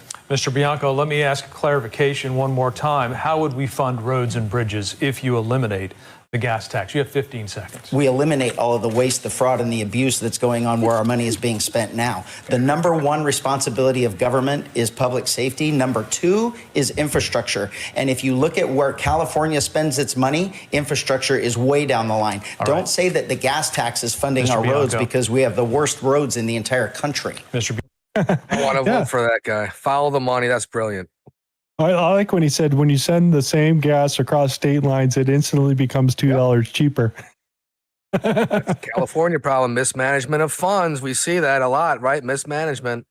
Yeah, I just had a new record. I filled up the wife's truck at $142 to fill the 26-gallon tank. 22-gallon tank? 26? Something like that. About $142. Scooter time. Like, We call your bank before that one. Here we go. Mr. Tron, been waiting for this all show here. You can read this for everybody. Guys, check it. Unsolved mysteries. Who are missing or dead U.S. scientists?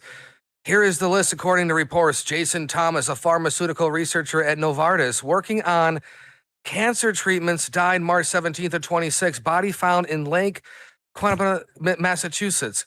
Carl Grillmare, a Caltech astrophysicist who worked on NASA's NEOWISE and NEO Surveyor missions, shot outside his home on the 16th of February of 26.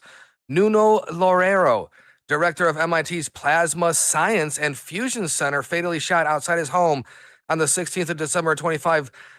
Frank Malwad, principal researcher at NASA Jet Propulsion Laboratory, died July 4th of 24. Cause unknown. Michael David Hicks, research scientist at NASA Jet Propulsion Laboratory, again, the same place. Interesting. Worked at the DART project and the Deep Space One mission. That sounds awesome. Died July 30th of 23. Cause unknown. Amy Eskridge, researcher of anti-gravity technology, UFO and extraterrestrial life, died June 11th of 22. Self-inflicted gunshot wound. And 5 more missing. William McNeil. There's no Mick. There it is. McCasland, Stephen Garcia, Anthony Chavez, Los Alamos National Laboratory, Melissa Casillas, Monica Reza, and there it is. A lot of jet propulsion, a lot of nuclear energy, a lot of maybe the anti-gravity that also comes into play too. As we had David Wilcock also pass away allegedly, this is all kind of coming to a head. Now you have to ask yourself, are they, getting whacked off because they know too much, or are they being protected?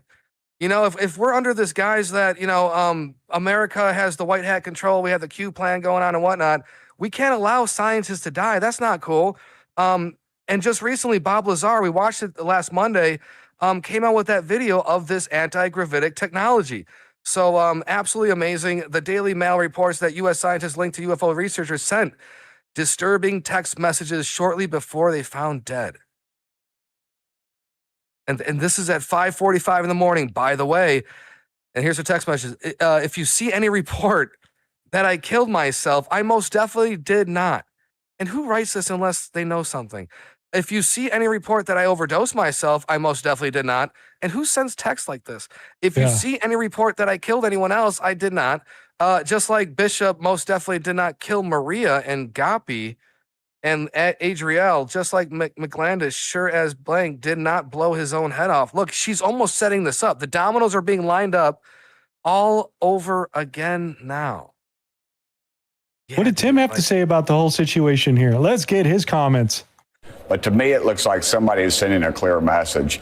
And of course, if you go back to further, I know this might come as a shock to you, but the president has demanded release of the FBI files. And a lot of these people are rumored and a part of organizations and groups that have access to some of those files. And so this all just kind of plays, it plays in too well together. And I would hope that we do leave no stone unturned, but I hope the president goes to more than some of the traditional intelligence agencies, because those intelligence agencies are a lot like congressional ethics. I question whether they actually exist or not. But to me, it looks like somebody. He's also said that he feels that some of these people could be trading information to people outside of the United States. And he really didn't say another country, which I found quite interesting in there. So then who's whacking him then? Exactly. That, right? Like, what is he getting at here? So he just kept real quiet as soon as all this stuff came out. Anybody want to read about Wilcock? Sure. And, I had mentioned it to a couple of folks, and they said, said basically, one guy said he knew him for 15 years, he wouldn't have killed himself. But then I added, I'm like, I seen a live stream, like, I don't even know, 6 or 8 months ago. I popped on for a couple minutes. He was wearing like a sequin suit. But yeah, he looked like he was like all sorts of. Is it like a frazzled up, like a Cappy situation, right? Like a Cappy situation where you saw this downfall, and you can't tell if it's depression or like MK Ultra. There's a mix of everything. He lost a ton of money in investments. He had people turn on him. He did go a little off the charts. I never really watched Ancient Aliens. Neither did I. I've heard of the name. I've seen this guy in clips before, but I've never really got into anything. But now that I'm into it, like he's like anti-gravitics and pre-civilization, all that fun stuff. Again, he inspired a lot. And he also found out a day before that his main video guy, somebody else that he uses on his team, was also dead, and then he committed suicide the next day. Like 4 days before. Huh? Isn't that insane? Yeah. I don't know, dude. So he's written books. He's been around for a while. He's been pretty much on the straight and narrow, but everybody's talking about the last 10, 15 years.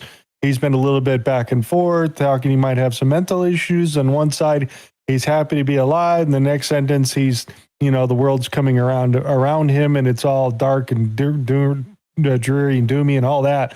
So I don't know exactly where to put him, exactly where he's at, but he did commit suicide, and they're adding him to the list itself. So I mean, he red pilled a lot of people out there and gave a lot of good information out there, but started to become convoluted there in the end. So I don't know where to put it, but another soldier off the field. Yeah, I was watching a lot of his stuff in 2008. The stripper. Yeah, 2008. It goes back that. And I heard he got into Q stuff too. Like that's kind of cool. But the fact that Anna Paulina Luna is drawing attention to David Wilcock, who is not necessarily with NASA. Yeah, he worked with this Stavetti company on the anti-gravitics. So maybe it is the technology, dude. Like, again, we've been using these airplanes for so long. Give us those anti-gravitics. Give us those TR-3Bs. Give us the flying saucers. We're ready for it now. Come on. I mean...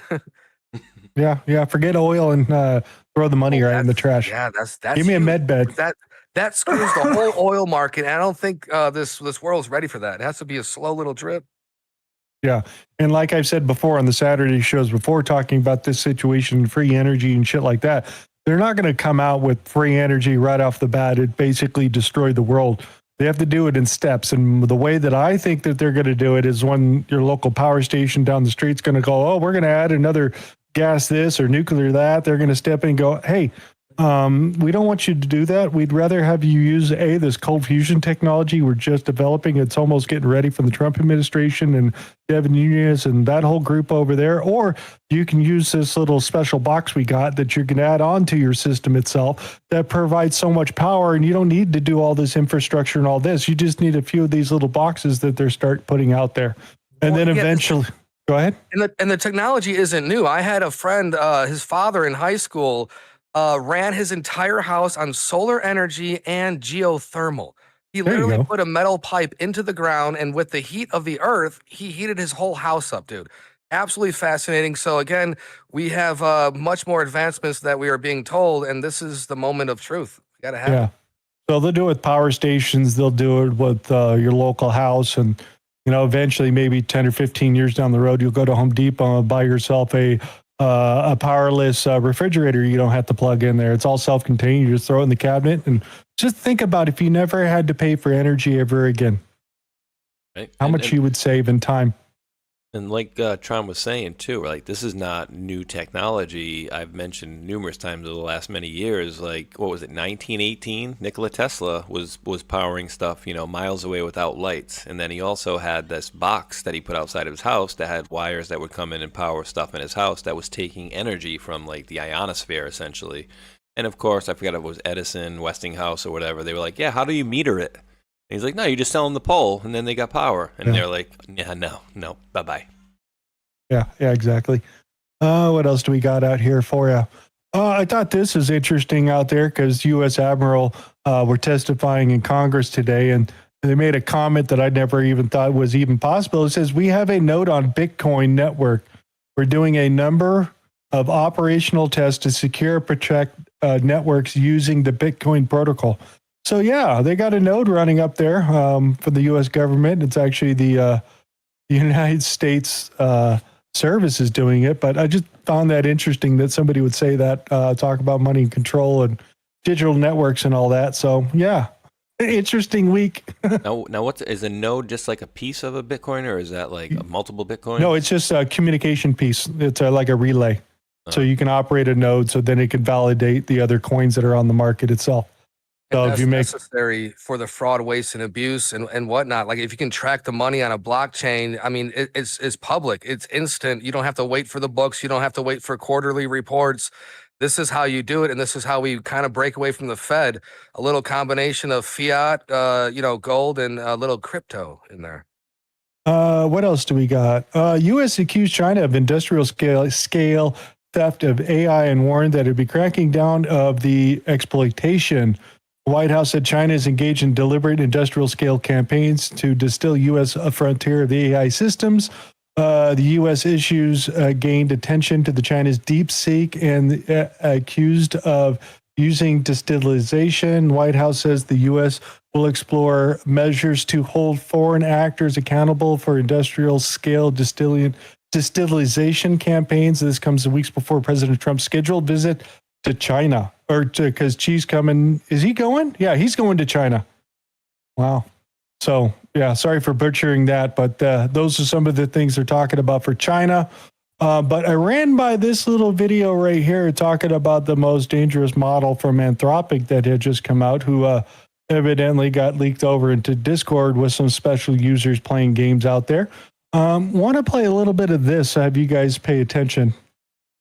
I'm currently holding a printout of a Bloomberg article that tells the story of how 4 random people in a Discord gained access to Claude Mythos, the most powerful model in the world, when they absolutely should not have been able to. This story is insane. So speedrun on Mythos, for those that don't know, Anthropic, in their own words, has stated that it can identify and exploit vulnerabilities in every major operating system and every web browser when a user directs it to. Every single one.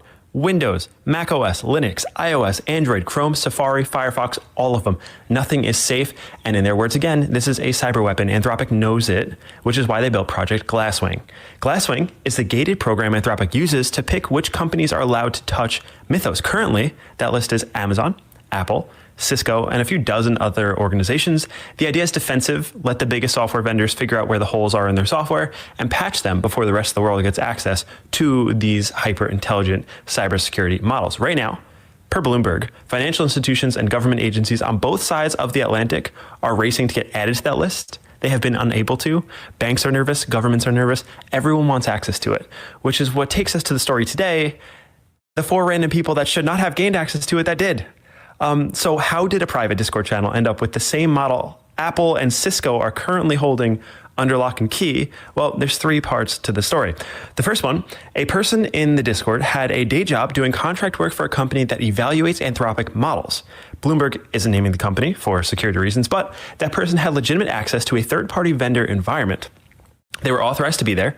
They just weren't authorized to be poking at Mythos. Go figure.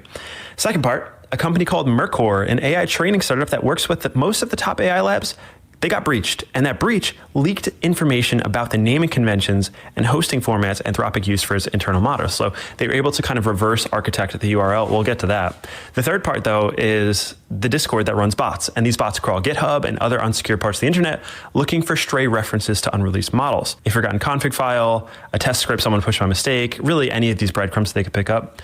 And then you put those 3 together, the contractor access plus the leak, plus these bots scanning for loose threads, they made an educated guess on where Mythos was sitting online.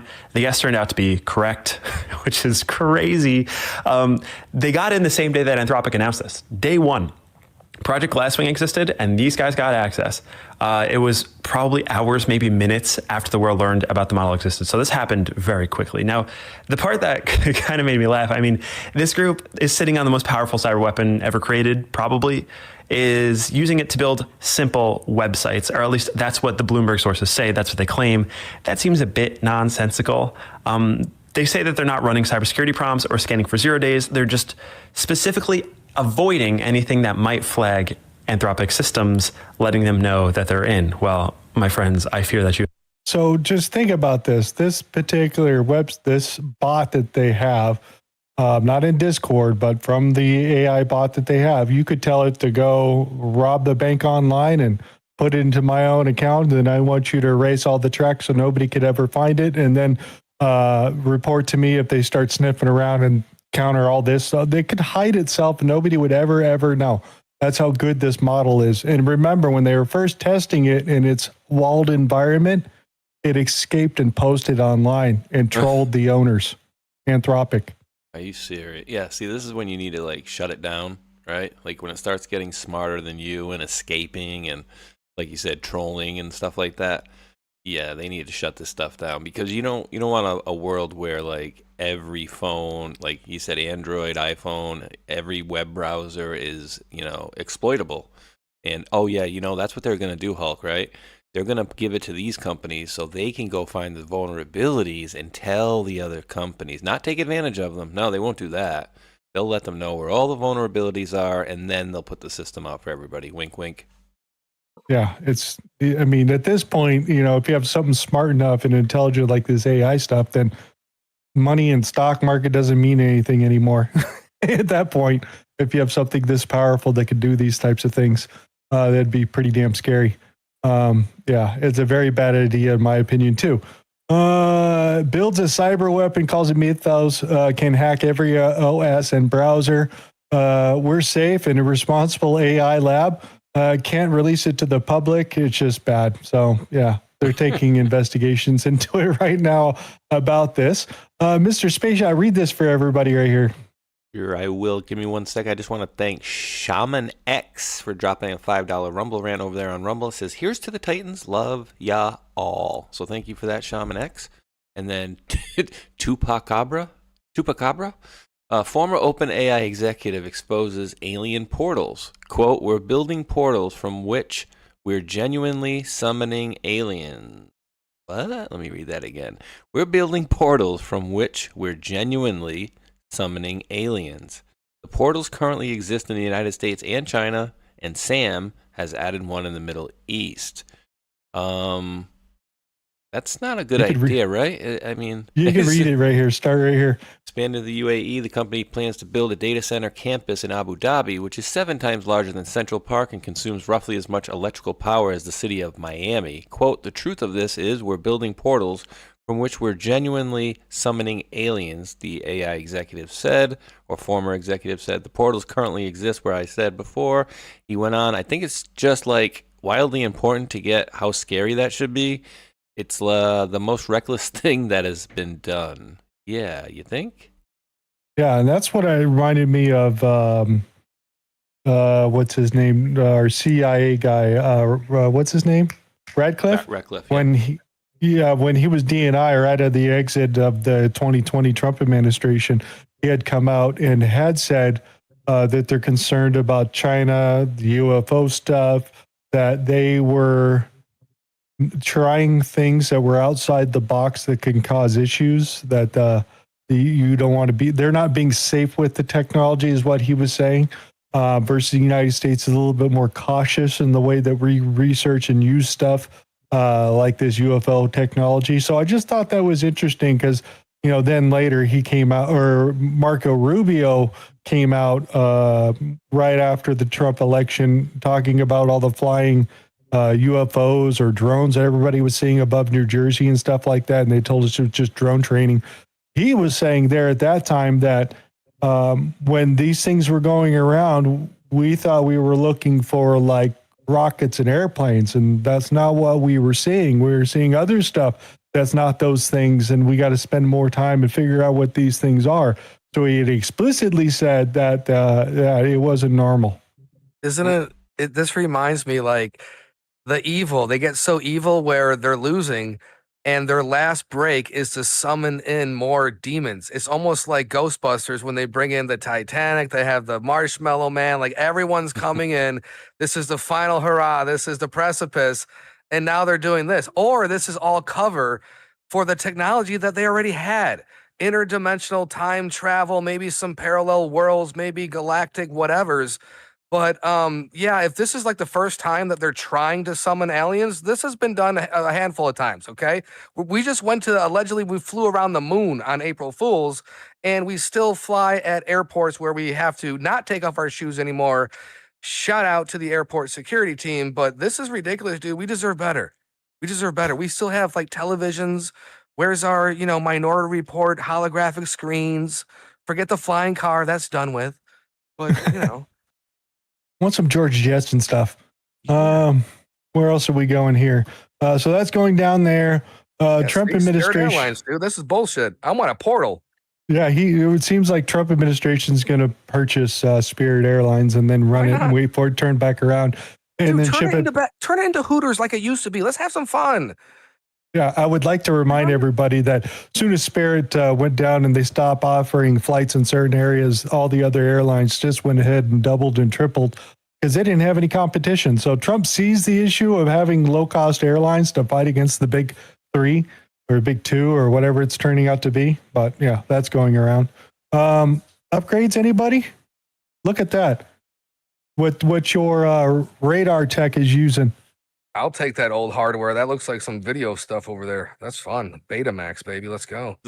So your technology on the left of 1991, which when they do a handoff for an airplane, if a what did they call that? The person that directs the planes, a brain fart. He's called a air traffic controller. Sits in front. Thank you.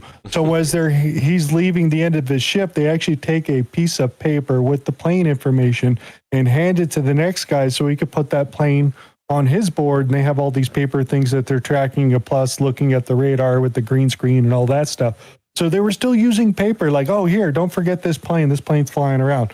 Now it's all computerized and onto one technology here at this point, plus a whole bunch of other stuff they're doing for infrastructure. It's a lot more than I actually thought. Here, check this out. Flying safe isn't just about the plane. It's the network of air traffic controllers guiding every move. For decades, that network relied on old copper wires. They're ancient, and most importantly, they break. Remember the Newark Airport mess in 2025? That was a wire failure. It shut down controllers' radios and radar. Copper, it's a thing of the past. Fiber, it's the future. We're ripping out thousands of miles of old metal and replacing them with high-speed fiber. This is the copper that the FAA is getting away from nationwide, and we're going to fiber like you have at your house. Its durability is better, and it'll last much longer. Plus new towers, new communication, computer systems. It's a lot of stuff they're doing. They're building it from the ground up, and also with a whole bunch of security in mind to stop the hackers and everybody else from exploiting the holes in the system that there is now. Because it's like a screen door on a freaking submarine right now. That's going down. Did you guys hear about this story? About Amazon, Levi's, Home Depot, Walmart, and all those things? Yeah, low price leader. Here, take a crack at that, Mr. Space Shot. Yep, more scumbag businesses. Amazon just got caught running a secret price manipulation operation with Levi's, Home Depot, Walmart, and many more. And actually, dude, I would say, I don't know that it's more of a secret price manipulation operation. I would call it more of blackmail. Let me know when I'm done reading what you guys think. Every time you quote comparison shopped online, you were looking at prices that already were rigged. Here's what happened. Amazon would monitor prices on Walmart, Target, Best Buy, Home Depot, and Chewy in real time. The second a real competitor listed a product cheaper than Amazon, they'd contact the brand directly and tell them, quote, fix it. And the exact emails are now public. Amazon sent Levi's links to 2 Walmart listings with the subject line, quote, styles of concern. They basically said the prices on Walmart were too low and we have a problem. The next day, Levi's responded, I talked to Walmart and they have partnered with us to take Easy Khaki Classic Fit back up to ladder SPP price, $29.99 immediately. Levi's literally called Walmart and told them to raise the price because Amazon told Levi's to make the call. Walmart complied. Then Amazon matched the higher price. Both retailers ended up charging more. The customer paid extra. Nobody competed. Same playbook with Hanes. Amazon sent them a link showing Target and Walmart prices were lower. Hanes confirmed, and they, quote, reached out to Target and Walmart to have the prices increased. Target increased the prices, Walmart increased the prices, Amazon kept their margins. Boom. I mean, that's like blackmail. Dude, that's crazy.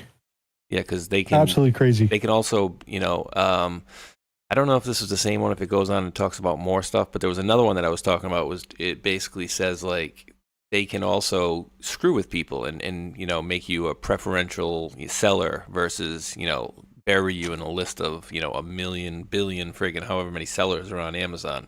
So if you want to work with them and, it's like, why would they listen to them?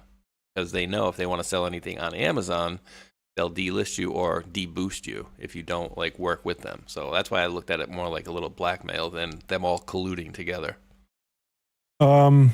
I'll say that they are also doing the things with rentals.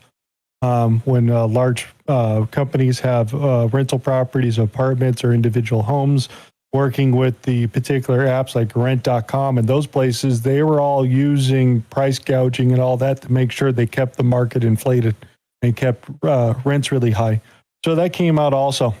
They were doing the same thing. So not only is your rent, but they're also doing it when you buy stuff. So just wanted to point that out on how bad some of this stuff is actually getting and how they really wanted to inflict damage onto America. Well, the good news is, though, is this and a bunch of other things are actually being exposed. Like, so we previously have not seen this level of exposure. Like, oh, you were doing fraud, you were doing fraud, you were doing fraud, hospice this, election that, ActBlue this. I mean, it's all over the place. And like we said before, it's so much coming out so quickly. The rest is potpourri as we get through the last couple of things I got here. Space Shot, you want to read that? I thought that was interesting. Oh, why not, Charlemagne? Okay, Attorney General Ken Paxton just launched an investigation into major music streaming platforms, including Spotify and Apple Music, over payola schemes. Yep, this comes after I announced on September 9th, 2025, that the federal government was allegedly preparing to launch RICO charges on prominent radio stations in money laundering, illegal racketeering, fraud, and payola, among many other illegal activities, as a result of the February 2025 FCC iHeartMedia payola probe against radio. Some sources also allege that the rapper Drake's recent lawsuit with Universal Music Group has assisted in this happening. It was reported on May 3rd, 2025, iHeartRadio settled with Drake over his quote, "not like us" payola probe. Interesting. They not like us. So they didn't go to court, but he got a big payout. So I wonder who else iHeart is paying out that we haven't heard about. So I'm going to keep an eye on that, but Ken Paxton's all over it. So I don't know if this is going to hold true by the time he gets out of office, hopefully into the Senate. So we'll see. Remember Tom McDonald was talking all about all that stuff, about how they rigged the top list and whatnot. So, I mean, clearly they do it, and then they try to boost their people up. And were they getting Doge money? Were they spreading that payola around with some Doge money, as we reported earlier in this very show? Mm-hmm. Yeah, I'd also like to say when Ice Cube came out and said that the CIA runs the rap industry and not necessarily wrote the songs, but made sure we talk about certain things that glorified violence. And then he also talked about how the rap industry owns the private prisons at the same time. So we glorified the violence to put these people in jail. So, yeah, good times. And that's the simulation when you think about it. It's not necessarily the Matrix and computers. It's literally the narrative where you have, you're surrounded like the Truman Show. And then going back to what we learned about, many in Hollywood are connected to 3-letter agencies. I mean, it's everywhere, whether it's Tucker, whether it's, Anderson Cooper, it's literally everywhere. And it's just amazing that this continues on, that, even like what's her face, Taylor Swift, it's amazing how they can take untalented individuals and make them superstars. That is just incredible. Taylor Swift would not be able to survive in the 80s as a superstar. It doesn't make sense. Different eras and different hoaxes, right? Yeah, exactly. Yeah, that whole Colin Kaepernick deal too. We talk about PSYOP for the ages. That was crazy. What else do we got? Sheila Kurfis is out. She was the Democrat from Florida that got 26 different problems with her ethics violations. So she's out, and also is facing prosecution for the millions of dollars she stole from FEMA. So that's going down there. What else do we got here? The whole Defense Production Act. This is a lot more than just fuel. I'm going to throw this out to you guys. Moments ago, President Trump signed an executive order invoking the Defense Production Act to provide federal funds to a range of energy projects. This comes as Americans deal with rising gas prices and oil prices during the conflict with Iran. This one? The measures cover a bunch of sectors, including coal, liquefied natural gas, domestic petroleum, and power grid infrastructure. Power grid. So they're going to lay power lines. And they're also doing it for the nuclear energy system, because they're making the small nuclear reactors that are very low nuclear or radiation. They're testing 4 or 6 of them over in Utah on one of the military bases there, and they're continuing to make more of these. So they want to make sure that they put together a big conglomerate of companies. They got 90 plus that is going to make sure that we're able to process it, store it, get rid of it, build the infrastructure to actually make a nuclear reactor and continue on. Georgia just opened their one 3 or 4 months ago. It's the last one that's been built in the United States that's currently under construction, and it's just finished, and that was in Georgia this year or last year. So just wanted to throw that out there. What else do we got? Trump administration has opened 400,000 acres in Alaska Arctic National Wildlife Refuge. This is the stuff that the Biden administration just penned it out and said, no, you can't drill. He's opened it up back again. So then they're going to start talking about doing pipelines to the south. But the issues with the war that you're running into right now, we have lost 600 million barrels of oil supply since this particular war started, which makes it a little bit issue for us because, again, fuel prices are getting high. I don't know if you guys have bought fuel lately, but we are exporting a lot more fuel and gas and all that, but it's still not enough to keep up with what Europe and the rest of the world needs. Trump seems to think he can double those numbers in a year, which seems feasible if they can get the things in the United States set up. But the biggest issue would be California and the things that they're starting to shut down. I think the federal government might step in and kind of help out the refiners there to make sure that they stay open with the Defense Production Act as they start to increase the lease throughput in the Santa Barbara fields and as they start looking elsewhere. So this is going to get interesting in a year from now, as long as Gavin Newsom in California gets the hell out of the way. We'll see here when the next election happens how fast this is going to happen. Done. He's done. Hulk Buck Wayne in the chat said, thanks to the whole payola scheme, my heavy metal thrash polka album didn't have a chance.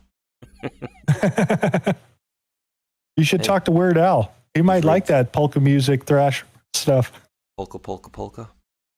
I heard a version of Killing in the Name of in polka from Weird Al Yankovic, if you want to go down that one. So again, we've got a record 12.9 million barrels per day. So we're basically going up since the war surged, and he wants to double this production by a year from now. So we'll see what we can get at. We've already doubled it since 2022, but he wants to double this again. And that's not including what's coming in from Venezuela. That's going to be separate. So let's see if he can do it. Drill. I thought this was funny. Here, you can read that for everybody. Learn from me. Don't trade oil futures. Neighbors are pissed. I just thought it was funny. Throw a little funny in there. What else do we got? Here's another one that you want to read for everybody because we got the okay on this. After shareholder approval of the Warner Brothers Paramount Skydance merger, father-son duo Larry Ellison and David Ellison are set to control multiple major media entities, including TikTok, Warner Brothers, Paramount, DC Studios, Discovery Channel, CNN, CBS, HBO, BET, Fandango, Rotten Tomatoes, Nickelodeon, MTV, Cartoon Network, Food Network, Travel Channel, Investigation Discovery, Animal Planet, Comedy Central, Showtime, TBS, TLC, HGTV, Home and Garden TV, among others. Wow. That's it? So, yeah, that's quite a bit. Here, you can read this for everybody. I'm still holding to the fact that they need to fix the whole UFC crap on Paramount the way they got it done there. Awakened Outlaw says Netflix cut the Obamas loose. Note, Obama and Netflix reportedly parting ways. That Nolt or Nolt? Off the board. John Nolt. Wonder what Valerie Jarrett will do for work. My guess is she'd be going too.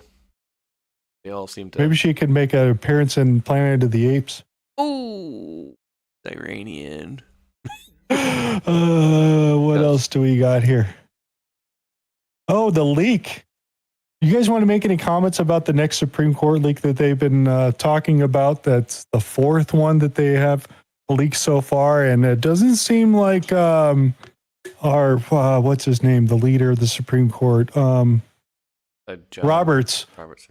Roberts wants to bring in the FBI because they're like, hey, it's your fourth leak. You want to bring in the FBI and kind of figure out what the hell's going on? Oh, no, we don't need any FBI. Everybody stay out of the way. And then we have this guy coming out giving probably one of the best interviews that you should be listening to, what he just said like 3 or 4 days ago. Or a week ago, he says, basically, if you want it, you got to go fight it for yourself, and nobody's going to give it to you. And they're going to lie to you and right to your face. So if you want to make a difference, it's time to get involved. I mean, all these damn stupid leaks, and it's coming from the Supreme Court. So, how do you catch a leaker? Got to start giving them different information. Different people, different information. But who knows? My guess is, and I'm probably almost certain I'm correct. It's gonna be one of the libs, the newest one, or the Sotomayor. You think it's actually a Supreme Court justice and not a staffer? Is that what you're saying? It's very possible. I could see the With, one that with didn't know Robert's reaction, I agree with you. Yeah, I could see the one that didn't know what a man or a woman was, couldn't define a woman, or I don't think Kagan. I don't know, but I would think maybe Sotomayor. When the Lou Dobbs decision, she knew what a woman was. This one, I guess. What else do we got in the last couple of pieces here? Oh, they're still having 29 states and DC stonewalling the federal agencies talking about the voter registration. They want to look at the voter rolls. We pretty much have 29 states that are all saying, no, we ain't going to touch it with a 10-foot pole. You can't have any of it. So they're threatening to hold back funding on the state itself. None of them have been over and go, here, take it all. But we'll see how long this is going to last. And remember, this is also on top of not getting the SAVE Act through, because we have Thune over there in Congress, so which means we're not going to make it for the midterms itself. We're also having the citizen votership thing for the challenge out of Mississippi, which they still haven't made a decision on. We kind of heard hims and haws about what they're going to decide on. But the race-based voting too, which they're going to pretty much kick that to the curb. Citizenship thing, there might be an issue there on that side. But again, we're also hearing the Supreme Court is slow walking these decisions, so it can't be instituted in this coming election. So they're all as slow as they can go before the election will come. And, oh, it's too late. You can't institute any of these changes, blah, blah, blah. You have to wait till 2028. And of course, we got all the impeachments and everything else coming there shortly thereafter. Gonna executive order it if it don't happen with they don't pass the SAVE Act. Well, he's already done that. He's already done the executive order, and the states have already started to challenge it, which means it's got to make it through all the courts and make it up to the Supreme Court. And they're going to basically decide whether the states have the rights or the federal government has rights on what they're going to do for a federal election, not state elections. So just wanted to throw that out there. Here, you can read that for everybody. New Buckley Carlson, 28, the son of Tucker Carlson, has departed his role as Deputy Press Secretary for Vice President J.D. Vance to launch his own political consulting firm. Oh, God. Vance officials said Buckley informed the VP's office of his intention to leave back in December and, quote, stayed on for several months to ensure a smooth transition, suggesting the exit predates the current controversy. The timing is nonetheless notable, landing squarely in the middle of a highly public feud between President Trump and Tucker Carlson over the kayfabe Iran war. Again, is it fake or is it real? Is it kayfabe? I mean, he's so against President Trump, but yet his son's still working for JD. Oh, but now he resigned and he's going to do something else. Well, this also goes along with the other people that have left government that we've been watching for the last few months. Even the newest one, the Deputy Secretary of the Army or whatever it was, Chow, the guy that gave the interview, talked about RFK Jr. or whatever, JFK Jr. on the whole plane thing and all those. He's out the door. He got out. And supposedly he was fired by Hegseth because he wouldn't carry out the orders to put men and women in harm's way because they were doing orders and you need to move the ship over to here. And he's like, no, I'm not going to do that. It's going to put people in harm's way. And he was fired on the spot and replaced by somebody else who's going to carry out the orders of the above commanders. Saying he quit and walked out the door is not entirely true. I quit. So it's over the Iran thing and doing those sort of things. What the logistics and who and what, I don't know. They didn't get into too much detail, but that's kind of the surrounding that I'm getting. So right now the strait is closed, I guess, is where we're at. I'm not going to go down too far into those things. And that's basically all I got, folks. I'm out of tabs. I think we went through 90-something tabs right there, so I appreciate you guys coming out and hanging out with us. Been going strong for 2 hours and 10 minutes. Rdoc was out tonight. He's got prayers. He's got family issues that he's dealing with. So yeah, maybe he'll be back next week, but yeah, he's got a couple issues that he's dealing with. So we appreciate everybody coming out and then giving out the prayers out there. In the beginning of the show, I did drop the little prayer request for the tweet out there. Anything else you guys want to throw out, talk about, make comments on, anything else? Oh, Phelan, that's right. Sorry. True Heart says Phelan was fired. Chow replaced him. Sorry, I was mistaken on there. So thank you for the correction. No? I think it's just, I mean, dude, as soon as we close down the live, we'll be like, oh, remember we forgot. It always happens like this. There's just so much stuff. Can't really think of anything off the top of my head right now, but I'm just loving the direction that we're going, though. Very interesting. And we, he's still, last week anyways, was sending a bunch of boats here, to come grab some oil here in Cuba. And so it's very, very interesting to watch this kind of unfold in front of us. Ron, you got anything you want to throw out, talk about, make comments on? Yeah, the most entertaining outcomes, the most likely. I mean, this is part of that great awakening. We're establishing our country for future endeavors and making sure this enemy never comes in again. And we're going to have little flashbacks of that 16-year plan. I mean, we are so blessed to be in this position, knowing that we have Donald Trump as our president, working in our best interests, as opposed to the Democrats. I mean, look at what's being exposed right now. If you're like, how do the Democrats even have a party? Like, midterms coming up, Hakeem Jeffries can't walk down the street. Everyone's like being exposed right now. You almost have to be embarrassed to be a Democrat at this point. And going back to old school days, like the 60s, JFK, like that was fun back then. You had Democrats, like old school, you had Republicans, and now it's like, what is this Democrat Party? They simply don't exist. And most importantly, we have the blueprint, we have the recipe. MAGA will live on.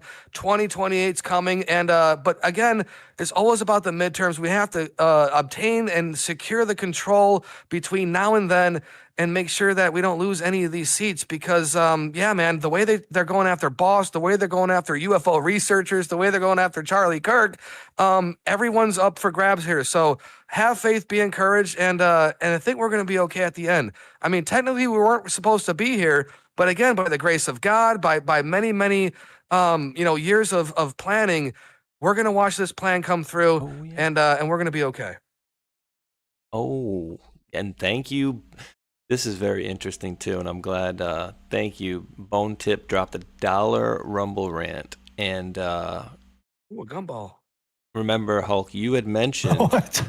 you had mentioned Phelan stepping down, right? But who's taking over the acting secretary job? So Bon Tip's message was Hung Kao is the acting secretary. Tron, let everybody know what he was doing some swimming years ago, say 1999. Yeah, what was that guy up to? Apparently Hung Kao goes back to 1999. If you look at a picture of Hung Kao, he looks like a youthful gentleman. Dude, this guy recovered JFK Jr., not the body. He never said body with Laura Ingraham. JFK Jr. and the plane. He's also an EOD tech, bomb disposal. And again, going back to the drop, signature intercept, 1999, the plane crash, 2000 HRC Senate seat. Again, how are these casted characters? If you told me in 2019 that the Navy, diver is going to be in Boss's administration at a high level in the Navy, dude, like I would not. There's no way. So again, we're not going to know what's coming. We can pontificate. We can read the tea leaves 1,000 different ways. We can have insider information, blah, blah, blah. But at the end of the day, guys, we have no idea. And this is why I love this moment. And we're ready for the next thing, dude. Just bring it. We're ready. Yeah, it's getting crazy out there. Also reporting one of the oldest churches in New York City. The First Reformed Church of Astoria, established in 1839, is currently on fire. I was just going to say, it's got to be on fire, right? It's got to be. Oh, my gosh. I mean, how many church fires have we seen in the last few years, too? Remember Notre Dame Cathedral or whatever that was years ago? Refinery fires, how about that? Those have been crazy all over the place. People have been tracking those, too. Yeah, all over. Yeah, here in the United States, India, other countries as well. Yeah, so yes, there's something's going to be coming to a crescendo pretty soon, and all these attacks coming out on like Kash. Oh, he's drunk, and well, nothing's happening. Now he's, now the attacks come out on him. That lawsuit got kicked, by the way. Yeah. I said it's he's too public or whatever, right? But the interesting thing, right, is like all the attacks come up, and it's just the next week he's like, oh, you're going to start seeing some things. Maybe this next week we'll see. So remember, this week is not over yet. As if this week hasn't been entertaining enough, we still have Friday to go through. Yeah, and he's definitely talking about the election stuff this summer. So We'll see if that comes out and shows enough to the Congress to get enough balls enough to go and push through the SAVE Act. That might be the play for that. Show them something worse enough that shows foreign influence and domestic influence, and votes don't really matter and that whole sort of thing. And to get Trump elected, it was a fluke twice. Could be a possibility that they're going to come out with that. So we'll see as we get to the closer to those points at the end of summer. But Tron, what's going on for Friday, by the way? Guys, Friday Funnies is back on. Let's go. Grab all your links. Something funny, maybe an old school SNL, maybe a YouTube short, Ben Bonka, some funny stuff. Drop it there on a Friday night. We're keeping it funny. And Saturday night we're doing music on Keeping It Real. Then Sunday morning, drop in the crumbs. It's going to be a great show. So much going on this week. We're going to figure it out. And if you missed the show on Monday, guys, going on Monday's predictive programming show, again, Bob Lazar, anti-gravity aircraft. He's been talking about this for the longest time. And most importantly, guys, prayers out to everyone, that's involved in this movement. As we get closer to whatever this precipice is, we're going to definitely need that moment of prayer as Boss is preparing that week of prayer. So this is a fun time for America. We can't do this without each and every one of you. And we most importantly can't do this without God winning. And this is where we're at in this point. So thank you guys for an awesome show. I'll see you tomorrow night. I'll see you on Saturday night. I'll see you on Sunday morning and Monday night, Tuesday night, Wednesday morning. A lot of Tron, guys. So thank you again. And thank you, Hulk, for putting together the show. Thank you, Space Shot, again. And as well for this afternoon, this morning. Always a great time. Hit that thumbs up on the way out. Thank you, Dragonfly Sister. Thank you, B4U2C. And thank you, JoJo Guns, for your support. We don't have that SPLC cash coming in. We do what we can, and we greatly appreciate each and every one of you. And hit that thumbs up on the way out, man. We'll see you tomorrow. Yeah, Tron and on likes to go on and on and on and on and on. It does. It just keeps on repeating it. It's like the Energizer Bunny, baby. Tron and on and on and on and on. And Mr. Space Shot, what do you got going on? Yes, please click that thumbs up. We got 338 up, and some jerk off's going to come in and click it down. But we got 0 as we speak, so help us get on that leaderboard. Which I'll push you down. I'm sure you. I'll push your shit in. It's gonna get interesting, guys. And I pulled it up a little earlier, Hulk, as you were talking about, or as you pulled up the article that I read talking about the aliens that these people were like. It was. I'm going to see if I can find it, but I pulled up the old post I did the other day. All right, one more time. Wrong button. I got Charlie all over me. Oh, wait, first off, dude, this is a good one. We need to touch on this really quick. Did you hear about the one the other day about the AI, this top MAGA influencer, Emily Hart? She was apparently made up by some dude in India. Have either of you guys ever heard that name before or seen this woman? I've seen the photo, yeah, but only that's because about of it. my perverted friend from New York. He showed me that, and then it killed my feed. My feed's ruined because of that. I never get into it. Just the fact we're talking about it, your feed's going to change now. Watch. Well, I Twitter posted feed's it gonna out. have that I girl in said, it. yeah, but I posted, I was like, any of you guys know this, quote, top MAGA influencer, Emily Hart? Apparently she's made up by AI, but I've never seen this woman, never seen her name, her face, her fake boobs. They're making whatever. millions of dollars off of Instagram with these fake AI women. It's incredible. Dude, did you see the guy, the AI guy that was doing the friggin' OnlyFans? On the right side of the screen, it was him, and he was like going hot, blowing kisses, but on the other side of the screen, it was like a good-looking chick doing exactly what he was doing on the other side, and this dude was raking it in. Yeah, I saw those side by sides. Yeah. The new scam of the OnlyFans is they have the creator, a real girl, doing the thing, but they have the full on subscription thing. So you think you're talking to the influencer, it's some dude in like India, and they'd have like 100 of these guys running those accounts. I was like, oh great, yeah, those people getting fished in.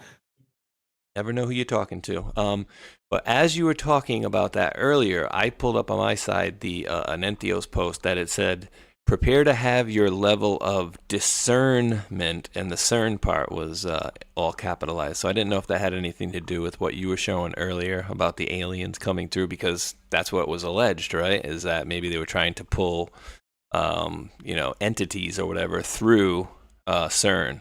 And, we saw the satanic, oh, no, that was just a fake. Some people were making stuff up. We really weren't doing like, a really creepy dance around the opening of this thing. So we'll see. I'm here for it all. I'm finding, the difference between a lot of people that are just have the vitriol and just are just boom and that's it, and Trump's a bad guy. It's just so interesting to me to see half of these folks out there.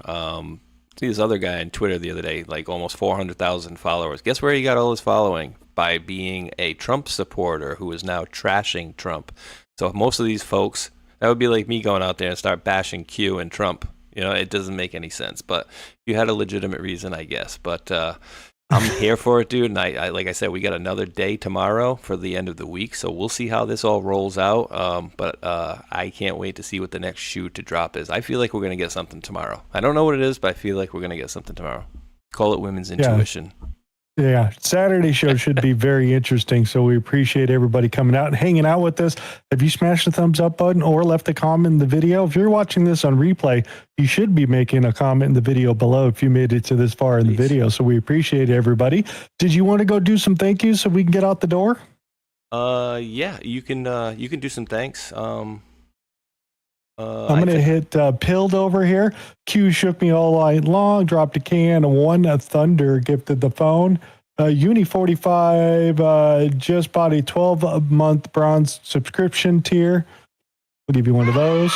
Polly gave the can and some shades, and Woke and Walk showed up and gave 129 gold pills. Says happy TOT, God bless Hulk, Space Shot, Rdoc, Tron, and the whole Foxhole fam. Special prayers out for Rdoc.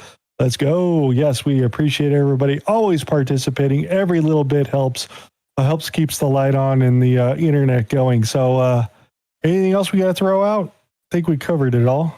Yeah, just really quickly, I'm putting a pinned comment up on my side because I switched off the show. Usually we generally weren't doing a show, but I will be doing a show with Dr. Mike and Ghost tomorrow at 12:30 Eastern time. So I'll put that comment in the chat and I'll set the live after the show is over, Hulk. But other than that, I did thank Shaman X from earlier, and then Bone Tip. Thank you guys and gals out there for those as well. I do appreciate you all. Yeah, and like Space Shot always says. And we do, of course, appreciate each and every one of you wonderful world patriots for tuning in out there. And until that next one, thumbs up, like, and subscribe. Peace. Much love. Be good humans.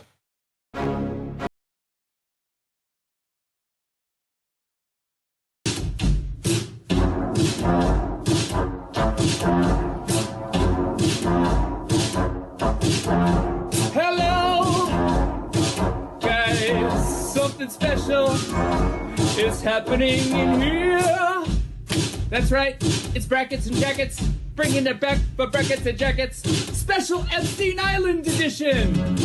That's right, folks. Epstein, Jeffrey Epstein, the man with the island, which is suspiciously close to Haiti. That's right. You see this man, Jeffrey Epstein, is funding lots of people. He's funding lots of people on the street to make sure his shit doesn't get out. That's right. They want the record sealed. And they're paying a lot of people. Epstein's paying a lot of people. Oh, boy. For one, he's got a whole Mossad media matrix in America. And I would bet you anything that Alex Jones is one of them. Prove me wrong. That's right, Cappy's in the portal. Cappy's in the portal. Cappy's in the building with songs about Epstein. It's Breakfast Jacket's Epstein edition. Guys, I had some epiphanies today. I had some real big epiphanies about some guys. A big network of guys and spies and lies and liars. All right, think about this for a minute, okay? The guy in Portland, the scientist that just got busted for producing CP, that guy is 1 degree of separation away from Epstein. Epstein, the investor that lives in West Palm Beach, Florida. I know a guy who lives in West Palm Beach, Florida as well. Investor as well. Also involved as well. And all is not well with these guys. the Florida boys, the Glow boys, the Scott Israels of the world. You see, Epstein is Hillary Clinton, and Epstein is Haiti, and Epstein is a big network of media assets. By the way, did you know that Steve Bannon was going to that guy for money? Also, Epstein is Oprah. Epstein is Chris Tucker. You remember him. Epstein is also Kevin Spacey. Epstein is also Prince Andrew. Epstein is also... Who else is Epstein? Who else is Epstein? Tell me. You guys know? Who else is Epstein? Is Epstein Big Pharma? Is Epstein Bryan Singer? Is Epstein Naomi Campbell? Yep, all of the above. All of the above. Who is Epstein? Epstein is the keystone of a whole motherfucking matrix. And once you pull it out, it all falls down. Dersh was there too. That's right, we're dropping red pills every day. And red pills in the best kind of way. This is brackets and jackets for the denizens of islands.